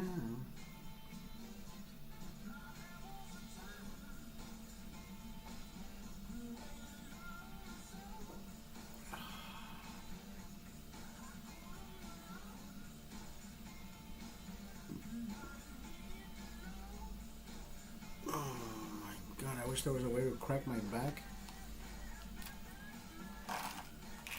but there isn't. Tic Tacs. If you don't like Tic Tacs,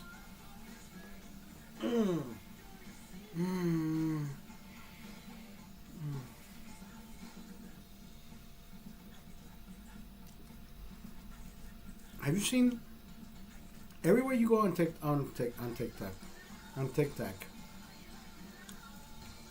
Everywhere you go on TikTok,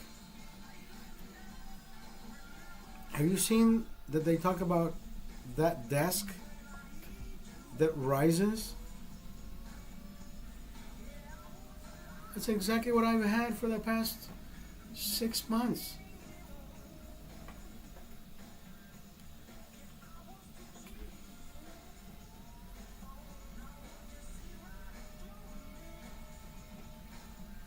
I've had a rising desk.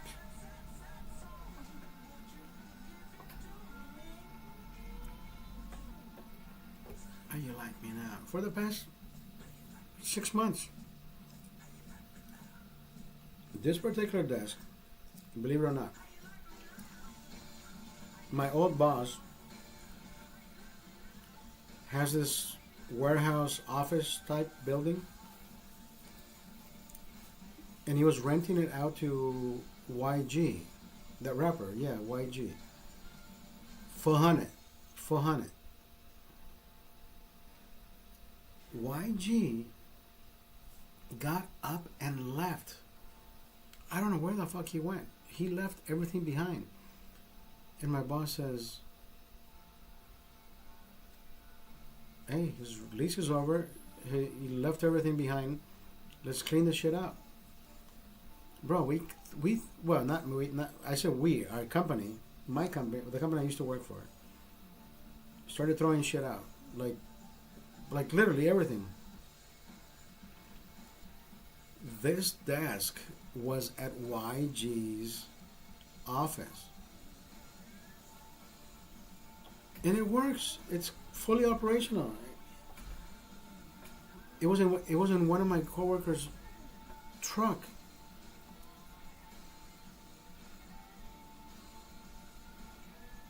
I forget his name. I should send him a message for Christmas. What the fuck is his name? God damn, I forget his name. But anyways, and I said, what are you gonna do with that desk? He says, I'll probably take it home. He says, I'll probably use it for something. And I showed him my Heineken room, my green room, right? And I showed him a picture of my green room, and I said, how would you like to donate this desk for a better cause? And he says, what do you mean? And I showed him my website, right? This is the HeinekenMan.com. I said, how would you like to donate this to my room? And he says, okay. He said, I'll drop it off. So he dropped it off. He put it in my living room. And I literally had to take it apart just to fit in through from the living room to my room. The top platform had to come off, and here we are.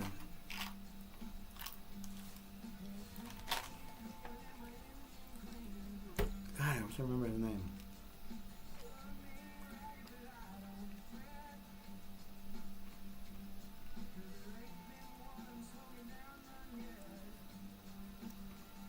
Yo, Facebook. ¿Qué putas hace Facebook?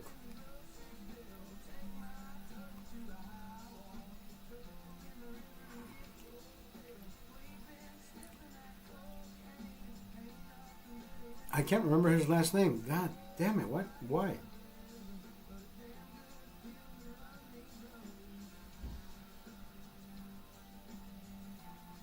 Mr.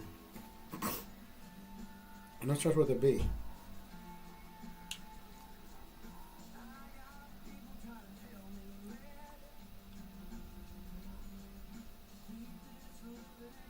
Joseph Barrick. I know. Barrick. Joseph Barrick. Mr. Barrick, if you're listening, if you're watching, if it wasn't for you, I wouldn't have this fucking desk in front of me. Ya aquí tenemos la loncherita. Aquí tenemos la loncherita de las meras meras.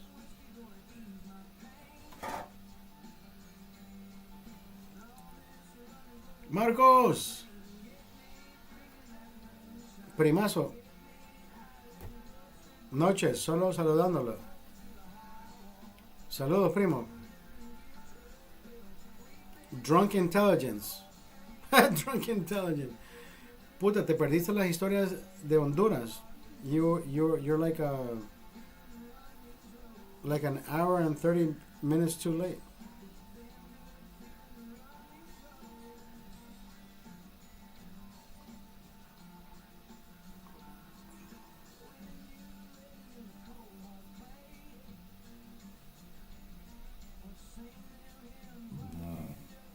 Salud.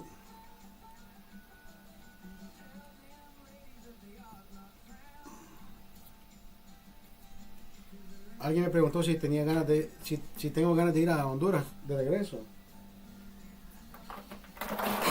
Y le digo, brother, no se me apetece para nada. Ahora, si fuera uno de aquellos tipo DJs activos o artistas activos que dice la gente, hey, te invito a mi país y cualquier mierda, ¿verdad? Pero no soy artista. No soy artista. No es lo mismo tu arte que mi arte.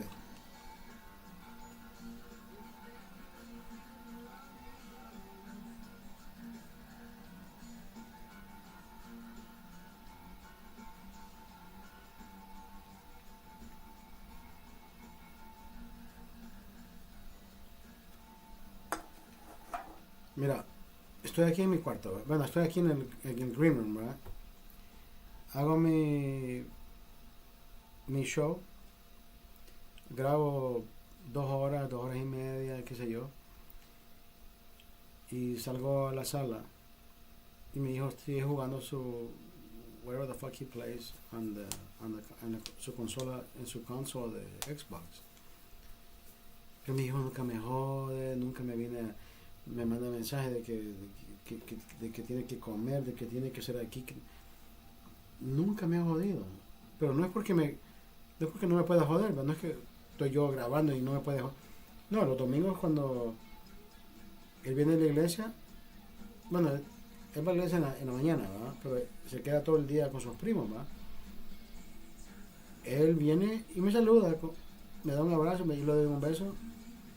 Antes me besaba, hoy no me besa él, ¿verdad? Yo lo beso a él. Eso es lo que yo nunca voy a perder, el amor hacia mi papá.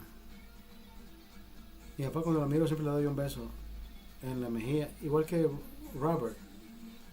Robert is the owner of the restaurant down the street.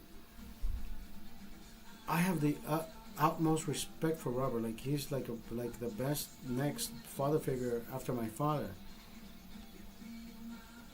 Because I see him as such, right? Every time I see Robert, it's one of those Italian movies. Like I gotta kiss him on the cheek, because that's how much I respect, and first is the amount of respect you have for that person, and second, and that's the amount of love you have for that person.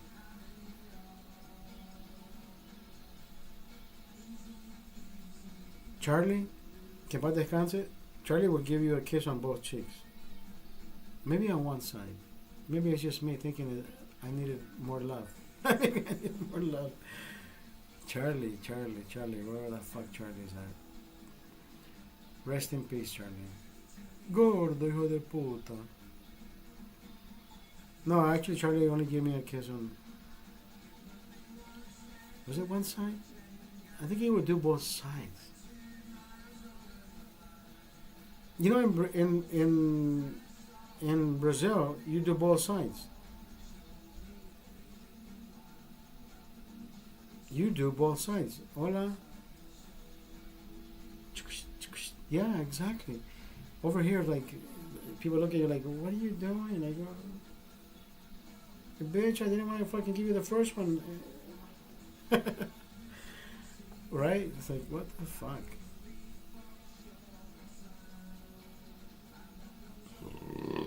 Holy fuck, what's wrong with this music?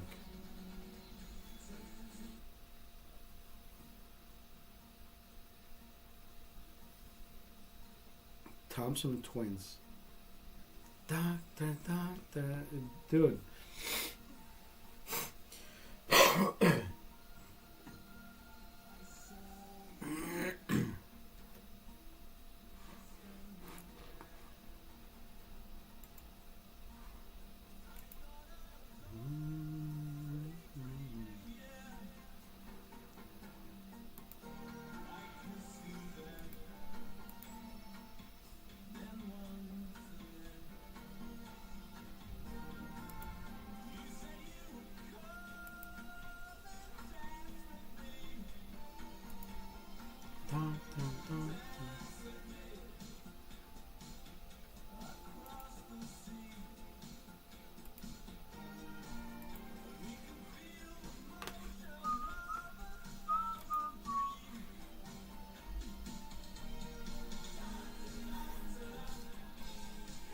You see him burn and burn.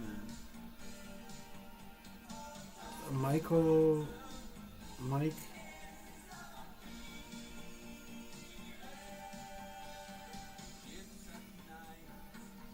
What the fuck is his name? Thompson Twins. What the fuck is his name? George Michael. George Michael.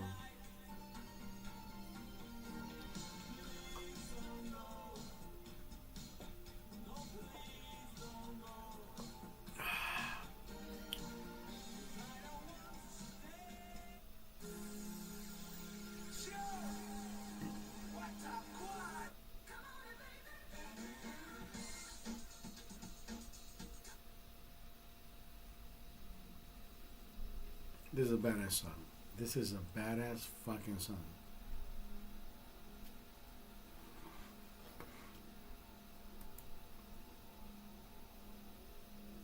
Listen to this song. Badass.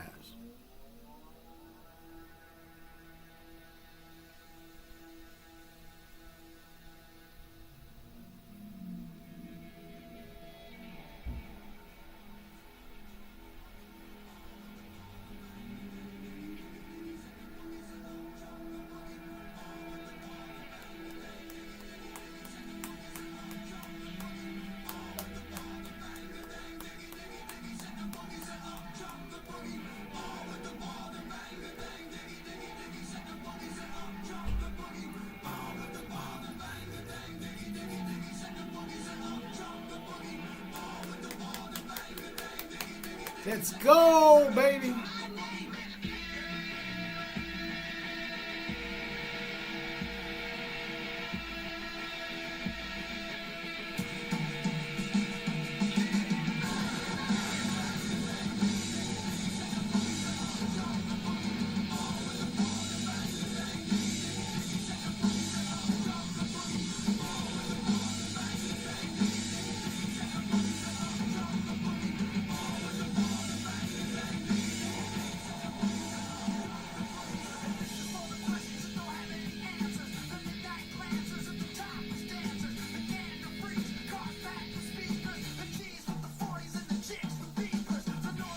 Chicks with a big thing.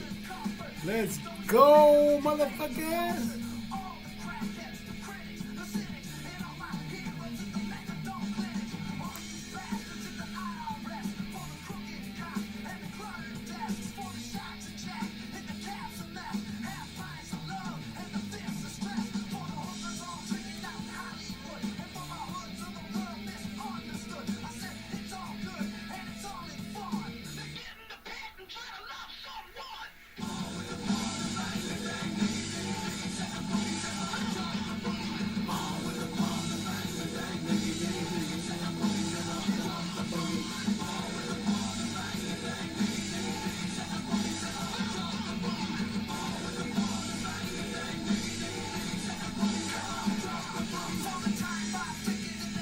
Let's go, baby.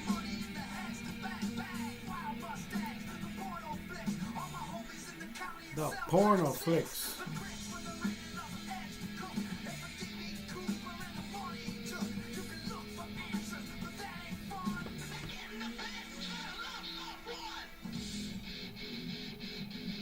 Dun, dun, dun, dun, dun, dun, dun.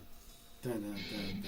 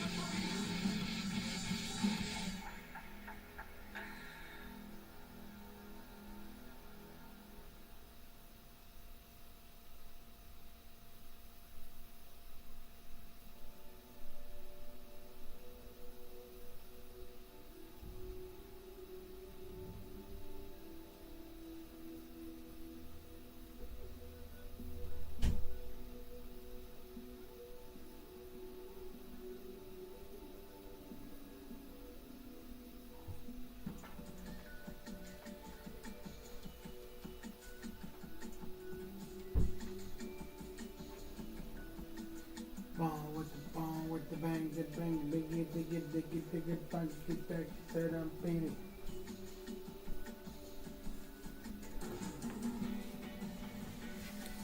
Yo, King Joker, fat white booty bitches, how are you? King Joker, how are you doing?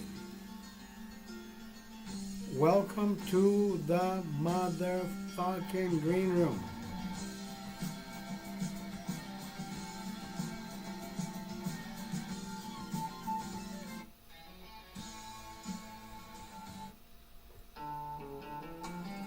Oh, nice fucking song.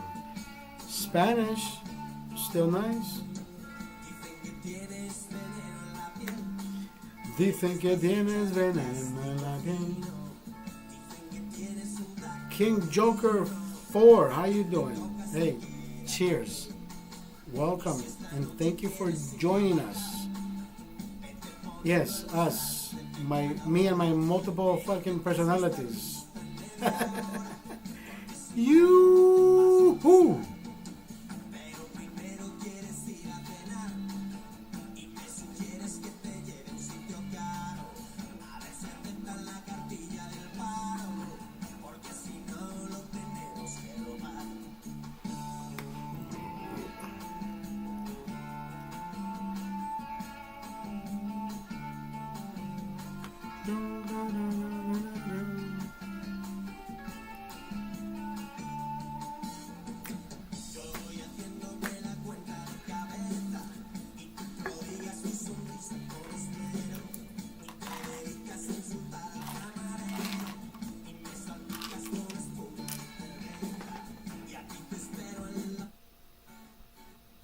Oh my god, my favorite fucking band.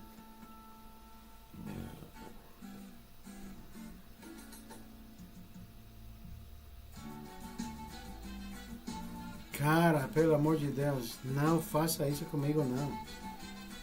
Só pra contrariar.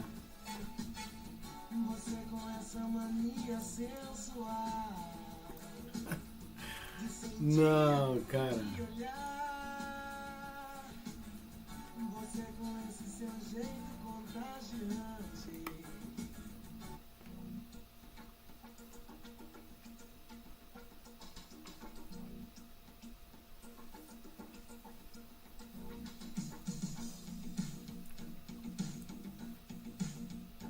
When this video first came out, 1983, I think, I Want Your Sex. That fucking video, when I first watched that video, it was like, it wasn't sexualizing, but it was like, the message, the way it says, I want your sex. And I'm thinking, what the fuck is... That's like a badass song. Like, how... This guy made a song about you wanting that other person, but he makes it sound cool.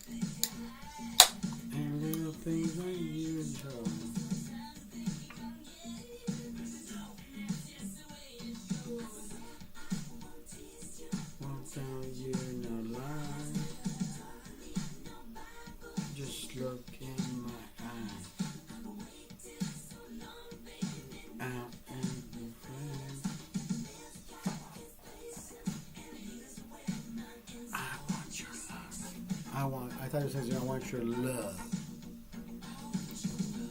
There you go.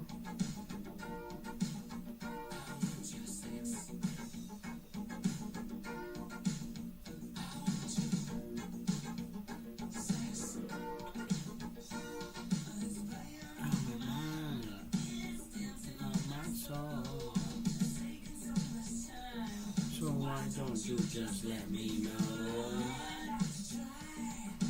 Really let me know. to say no. Say I won't tease you, won't tell you no lie. No Bible, just look in my eye. Sin, baby, sin. Sin. Don't read the Bible by looking in her eyes. I want your sex.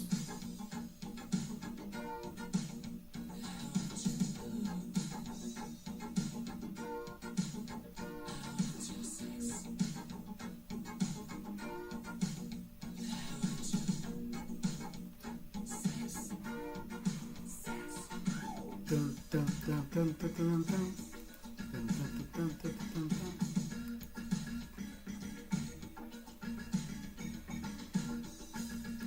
Dun, dun, dun, dun.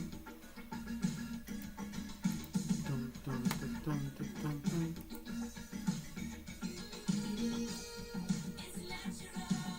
Can we do it? Can we do it?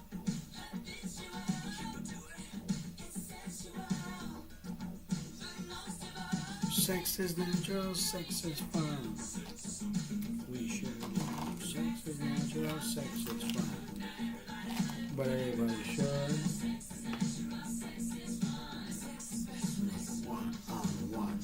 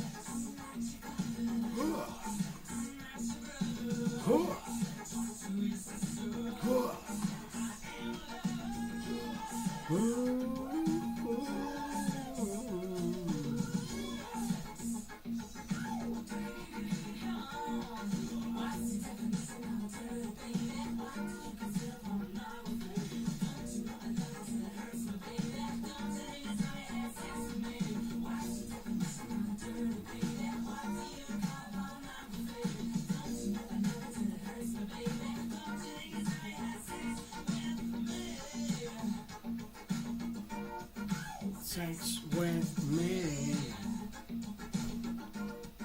Sex with me. Baby, baby, baby, baby, baby, baby, baby, baby, baby, baby, baby, come on.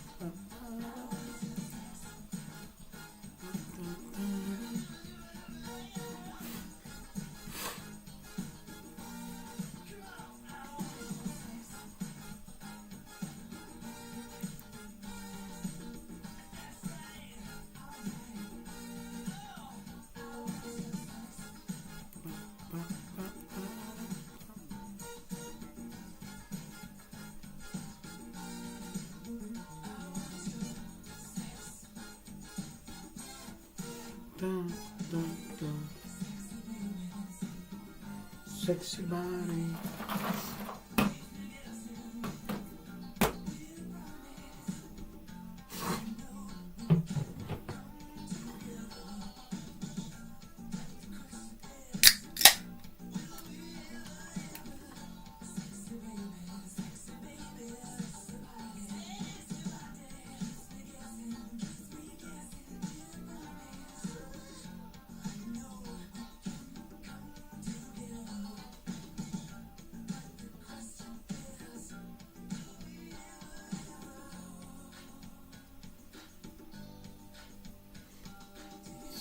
Sexy body.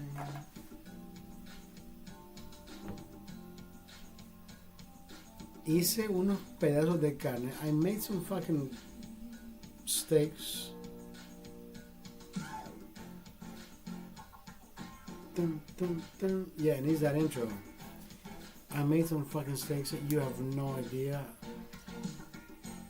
how marvelous they came out. I just didn't know. I have to record myself next time. I have to record myself next time. You have no idea how fucking delicious these fucking steaks came out.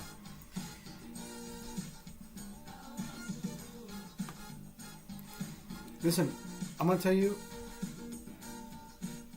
the way listen. This music gets in the way. The way that Americans, North Americans, like to barbecue, they like to lather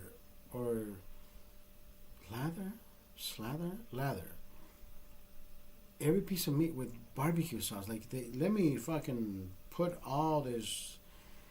And I'm thinking, bro, listen, when I lived in Brazil, all they do is rock salt, and then it goes on the spit, like it turns. The minute it turns, right, the rock salt sticks to the meat.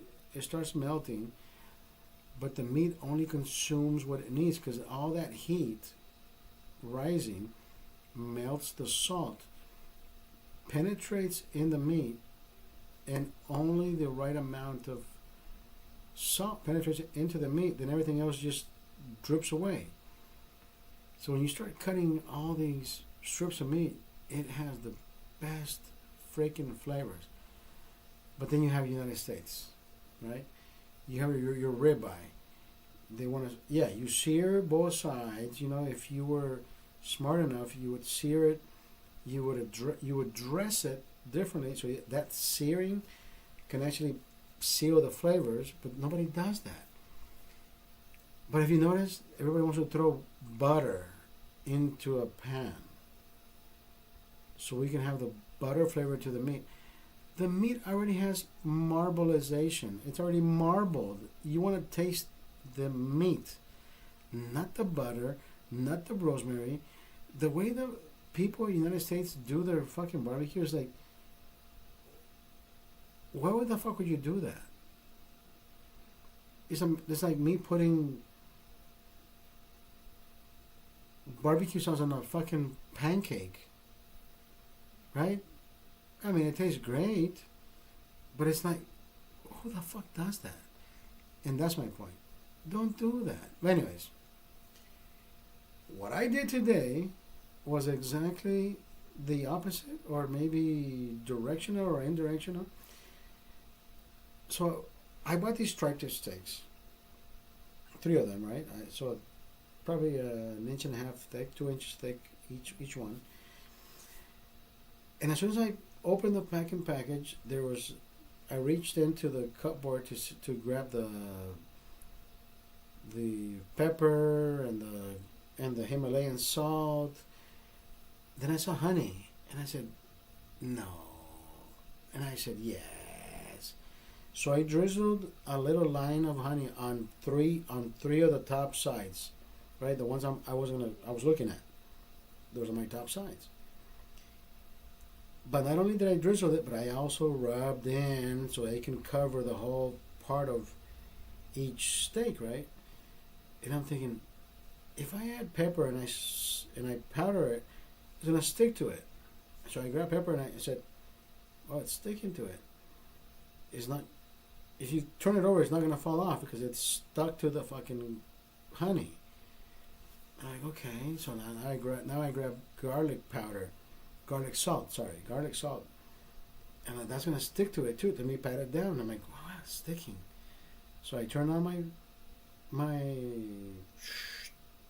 pan, and it's hot. It's hot. Let me sear these puppies. There's 3 steaks, so I sear them like 3-4 minutes. I can feel that aroma coming out, but at the same time I can feel this black smoke coming up. Okay, time to turn it over because it's already caramelizing. Right? Honey doesn't melt. Honey just burns or caramelizes. So now I have these 3 black, almost burnt looking steaks. And I'm thinking, oh my God, these are going to taste so fucking amazing. So then on the other side, I start sprinkling this and that, and I think I added the Himalayan salt to one side. I grabbed I forget what the hell I was at the other. Anyways, I turned the oven through 375. I leave it on for 3, 4, or 5 minutes. So then I put the steaks in there just to let them cook for another 6 minutes, maybe less.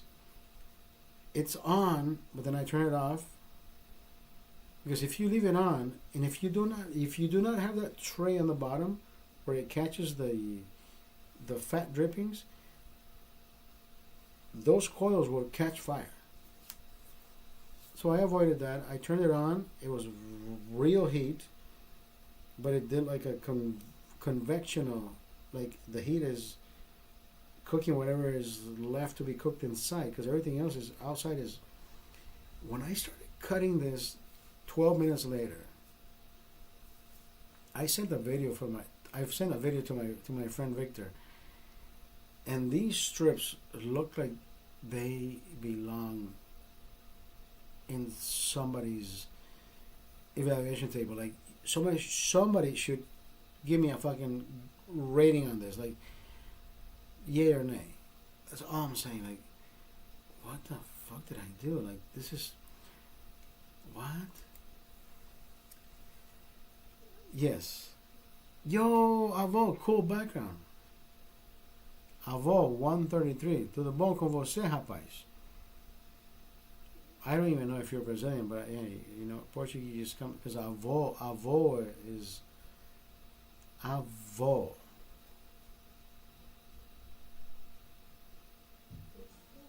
Você é brasileiro, cara? I am peeing my pants. Don't go anywhere. Avô, I'll be right back.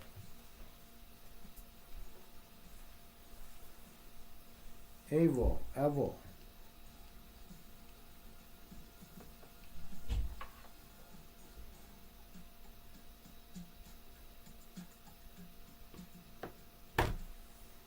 The fuck is happening? Oh my God, I gotta take a piece.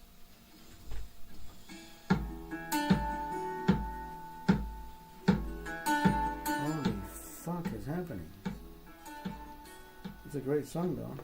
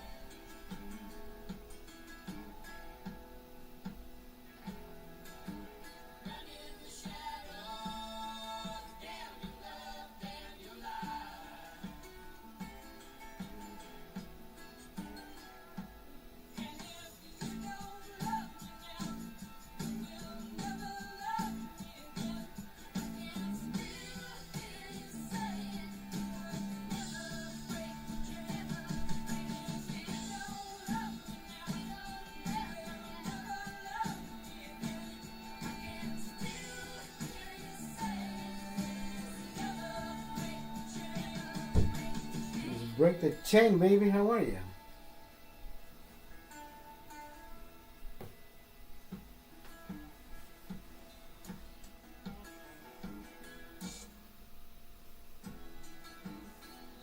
Avo, how are you? Avo. Avo, where are you?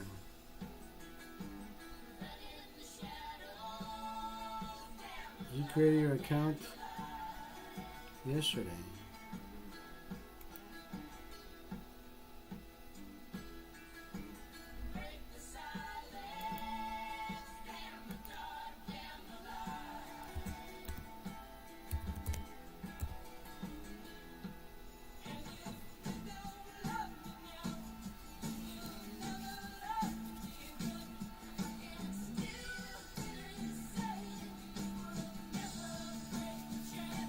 Never break.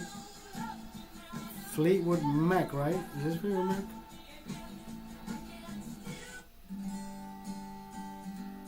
Oh my god, I love this fucking song.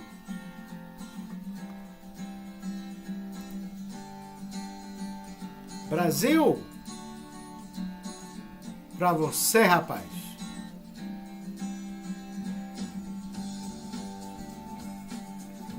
J Quest. De volta ao planeta dos macacos. Lembrando da época do tempo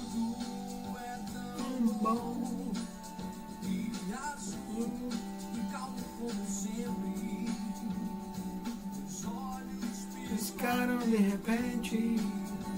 Maceió, te amo.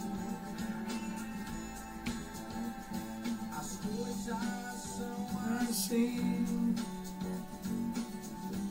quando se está amando, as bocas não se deixam e o segundo não tem fim.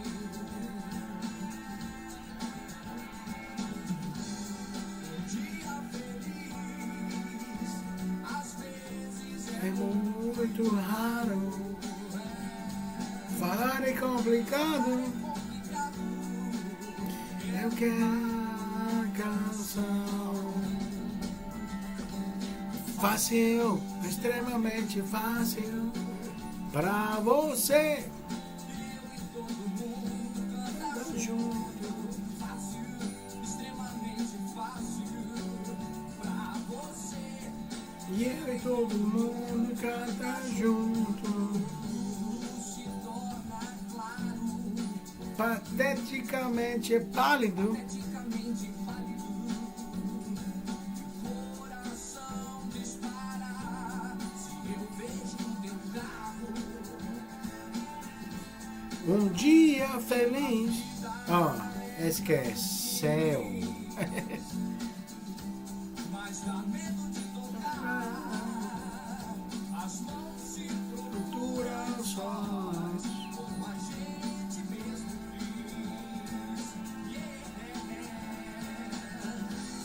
Um dia feliz, às vezes é muito raro. Falar é complicado. A canção extremamente fácil pra você.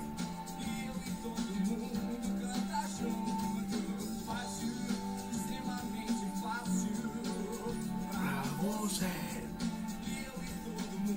canta junto.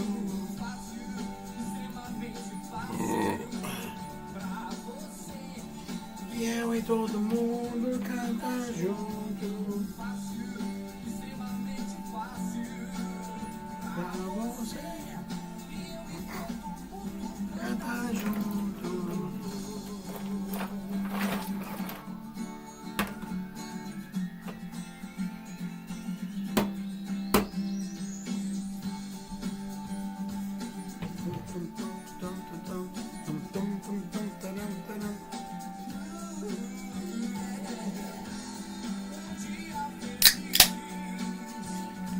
vezes é muito raro. Falar é complicado. Que uma canção extremamente fácil pra você e eu e todo mundo canta junto. Pra você e eu e todo mundo canta junto.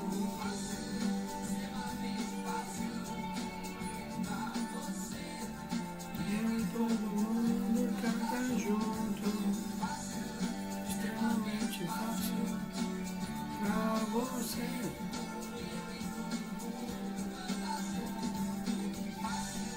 That is a great fucking song. I love Jota Quest. God damn. iTunes fucking knows me.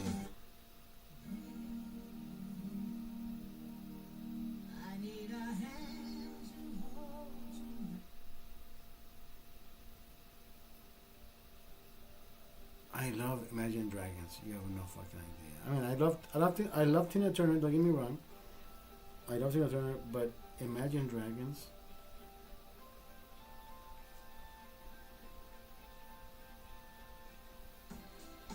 You know, I went to the concert, Imagine Dragons. I've done two other concerts. The one concert when he came down the fucking thing and he sang right next to my son. I was living the fucking moment. I did not even take my phone out to record him. Like, it was one of the most memorable. This will be one of the most memorable moments in my head. My son probably doesn't even fucking remember this shit, and I'm thinking, dude, God damn, like this is exactly why we cry, because we remember the emotional moments where you live the moment and you didn't record the moment. When you record moments, you're like, yeah, okay, I recorded it, but you did not live the moment. When I was there, not recording it, I was almost crying. Like, this is the moment I needed to live, and it was. And it still is. God damn, that's such a great fucking moment. Mr. President, I love Mr. President. Come on, let's go. Oh, fuck.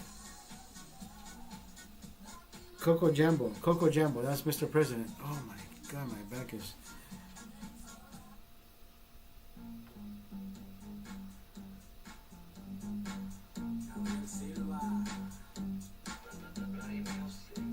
Andamos en runa y todos con camuflaje. Se prende la ciudad y el pueblo por donde ande. Del norte soy mi par. El cerebro está que arde. Te los pongo a bailar. Vamos a El cerebro está que arde. que la peda se aproxima y aquí puro neta rima. Por eso nadie se arrima. Se nos vamos a marina porque andamos en la mira. Puro cantes del noreste, Tamaulipas en la cima. Simón y me vale verga. Arriba de los laminados hechos verga. Mando Ricky la mera verga. Arriba de la mate pasa raca verga. Y ahí no más. El chisqueado viene y va. Con ropa militar. Te los pone a bailar. Y van echando dragonazos. Pásame otro que para perderme un rato. El chiricazo anda guerreando. Y trae 3 letras en el casco. Carga varias placas la pechera. El tartas les avienta una lumbrera. De 300 gramos mi cadena. Los pongo a gozar con mi tracatera. Vengo zumbando este rolón bastardo. Se le mira al borrado y al chencho peloteando. Andamos en tipo de eventos. Y andamos en los carros. Guapata también dentro. Las noches están tibias y andamos en la fiesta. Todos mis chicas pilas para lo que se ofrezca. Gigantes en los fierros, los diamantes en el cuello. Se prende la discoteca cuando agarramos el pedo. Aquí puro CDN, respetos para el señor huevo y pura bola Treviño, la bandera que traemos. En el parapeto, bien violento. Va por fuera el rifle para el enfrentamiento. Me gusta el desmadre, por eso me enfiesto. Y gasto pinche feria cuando me amanezco.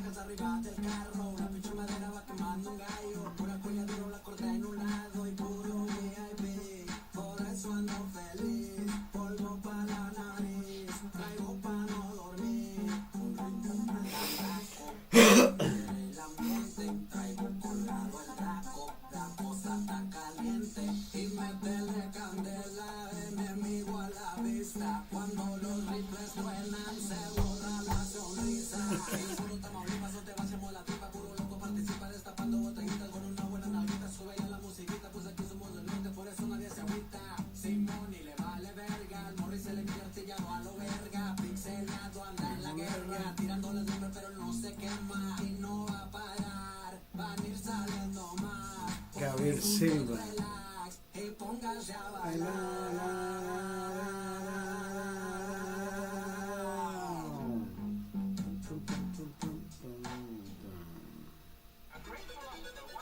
Oh my god, that's a good song.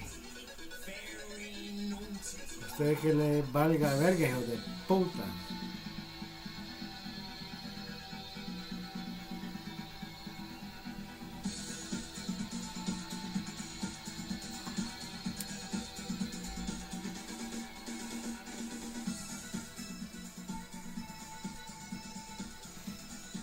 Wait, this fucking song.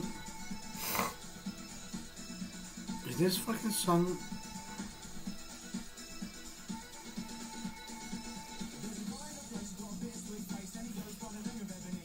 No, it's not, no. Yes, this song is exactly what you think it is.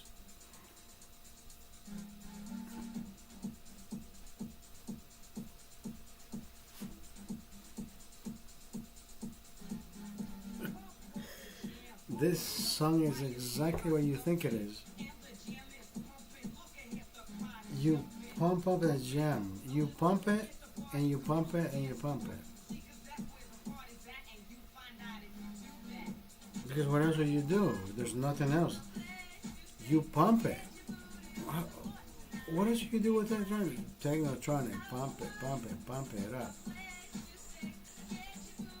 Hold on. Let me fix this. What is next though? Okay, hold on. Fuck. Oh my god, I love the fucking Queen. This bitch is crazy. This one of the best fucking songs though.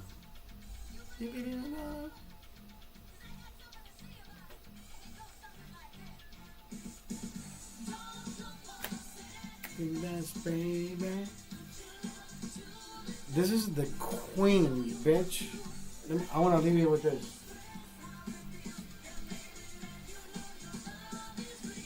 I hope Vogue plays next. Vogue is fucking awesome.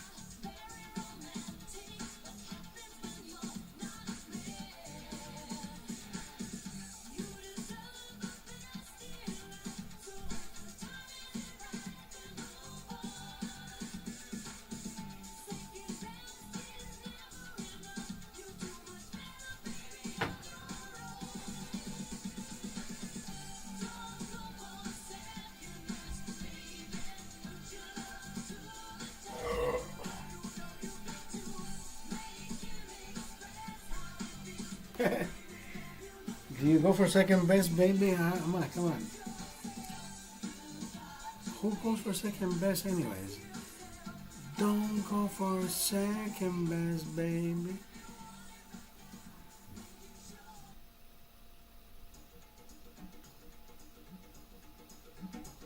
Let's go, baby. Let's fucking go. This song is one of the best fucking songs I have ever heard. It doesn't matter what language it is, but you know what? I love this fucking song. You ready?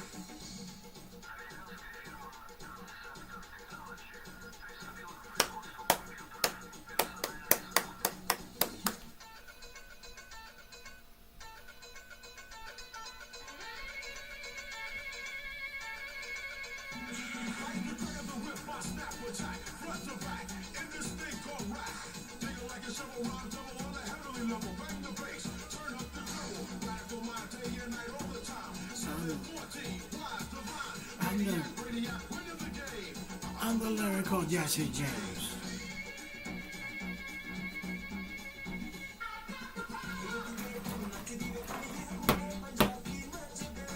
That's exactly my fucking point.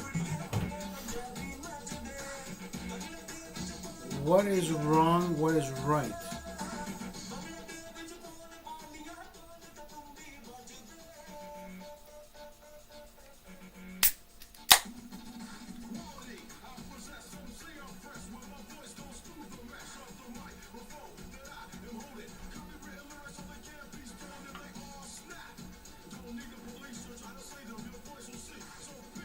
Stay off my back. And you don't want that.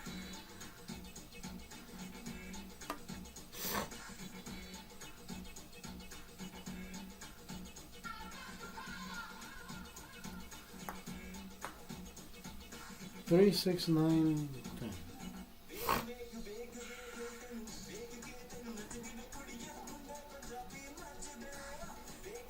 Tomorrow is already what? Tomorrow Thursday? Tomorrow's Wednesday, right? Tomorrow's Wednesday. Wednesday. Tomorrow's Thursday. Are you fucking kidding me? Tomorrow's already Thursday? Dude, this has been one of the craziest fucking ending of the year. Like, tomorrow's it's barely 11:25, so it's Wednesday tonight. That is fucking crazy. My back is fucking killing me. But at the same time, how are you?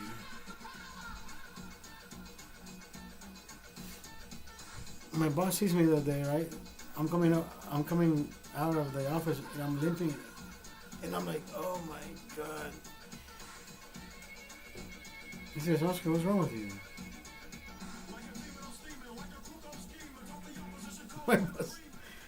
My boss says, hey Oscar, what's wrong with you? And I said, oh my fucking god, my back is so fucked up. He said, what did you do? So I didn't do anything. I got hit by a car 9 years ago. Oh yeah, he said, yeah, I know you told me so. I said, when the weather gets fucked up, like when the barometer drops, my back pain just says, you're fucked, bro. So he's looking at me, right? And I said, what? And I said, boss, you should have seen the car. You should have seen the car. Undented. No, I left some dents on the car. It's just that the way I got hit, it is going to haunt me forever and ever and ever. Like,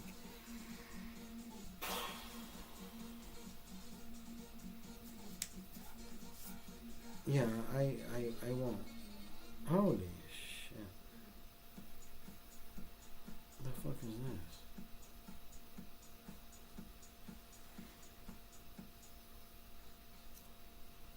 This is a great song. This is a great fucking song. If you have not heard this version,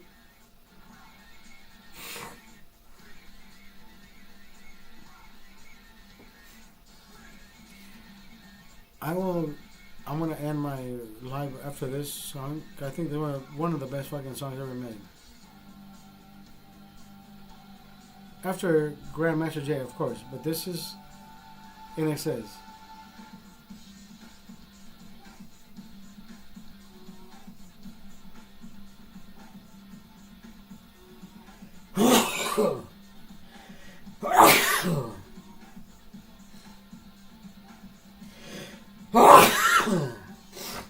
What the fuck?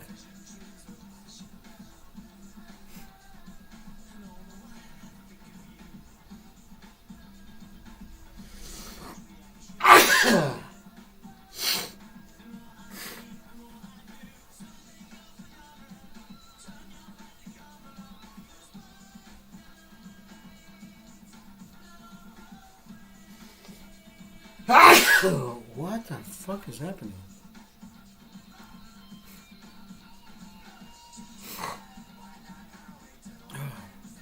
Okay, hold on.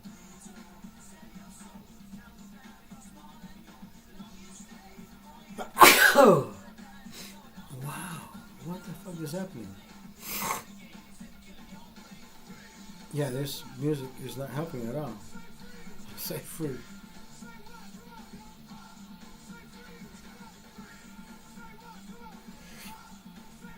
Oh.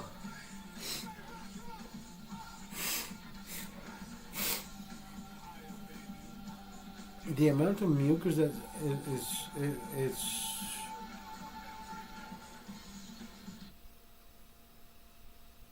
the,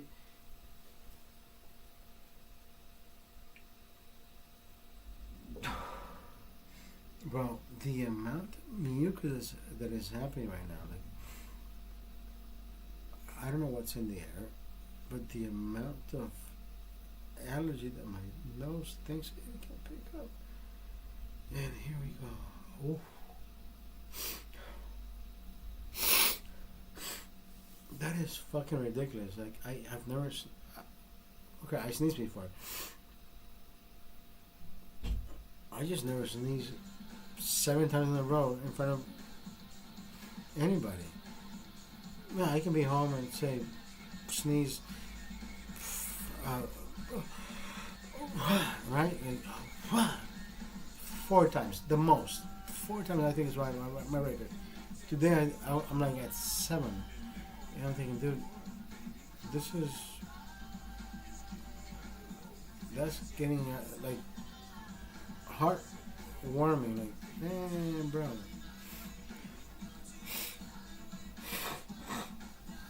Am I ready to be next? I have never been ready to be next. Never have. But let me ask you this. When you do your therapies, right? So I do mine. When I'm jogging, I do my therapy. Like, you're supposed to touch.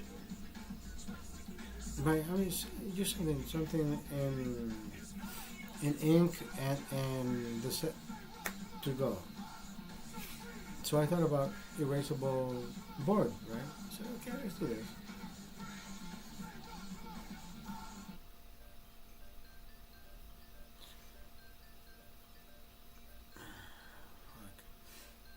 But there's still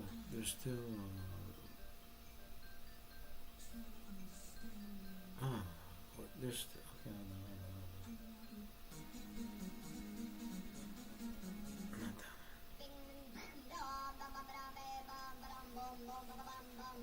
What's going on?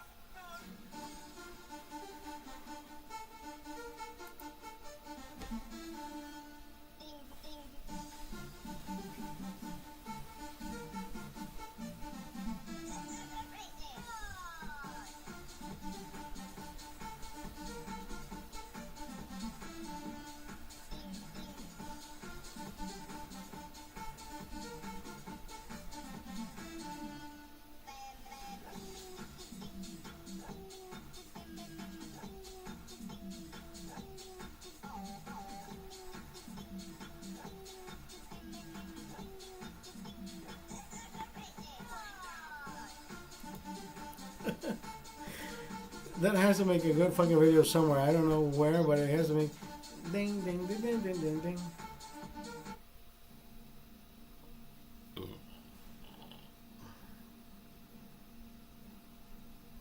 Oh shit. Dun, dun, dun, dun, dun, dun, dun, dun, dun, dun, dun, dun, dun.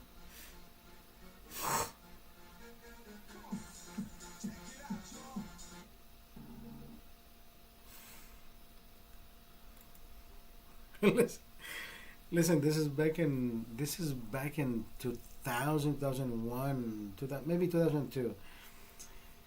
So the Gibson Amphitheater would be fucking packed with people, right? And the artist would be Anthony Robbins or Robbins, what the fuck his name is? Tony Robbins. Tony Robbins. And the sound check, I was there for that sound check, so they would play the music, dun, dun, dun, dun, dun, dun, dun, and all this bullshit would happen, right? So let me give you an idea of how this guy would present himself, right? So then he would say, "Welcome, ladies and gentlemen, So you know the stature, he's like fucking 6'1", 6'2", and everybody looks at him like, oh my god, this guy's a fucking god. And then he would just start playing his music, and he would play his music for like 3-4 minutes straight. Let me tell you why. So he would do this. Ladies and gentlemen, welcome to my club. I am going to make you the biggest millionaires today.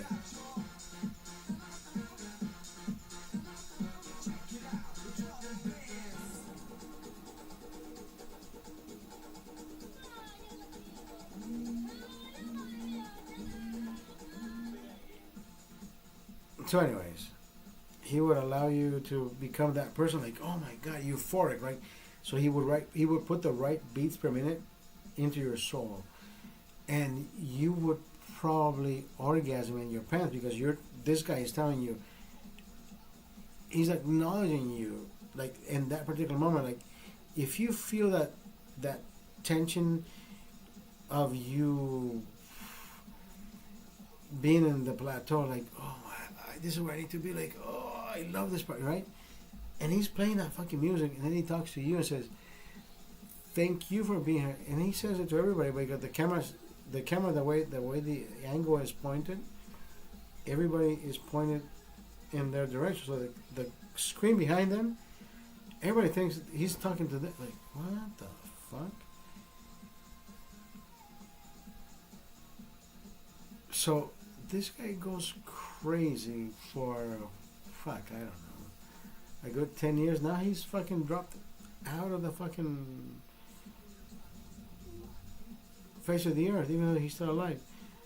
But listen, I want to tell you this one time and one time only. The minute Anthony Robbins was anything of a presence back then, because people still believe that. I have searched videos of him preaching whatever the fuck he preaches back in 2001 when I used to work security backstage, and I would have been there if anybody had a fucking recorded message of, yes, I was there. Nobody has any fucking like, I'm thinking, like, so he was getting away with preparing his next material because he knew people weren't recording or something. Like, it doesn't make sense, bro. Like, there is a glitch, but how do we jump on there and say, hey, you know what, let me go procure this shit? I don't know. There's certain things that still blow my fucking mind. There's still things that blow my fucking mind. But all I can say is, I am glad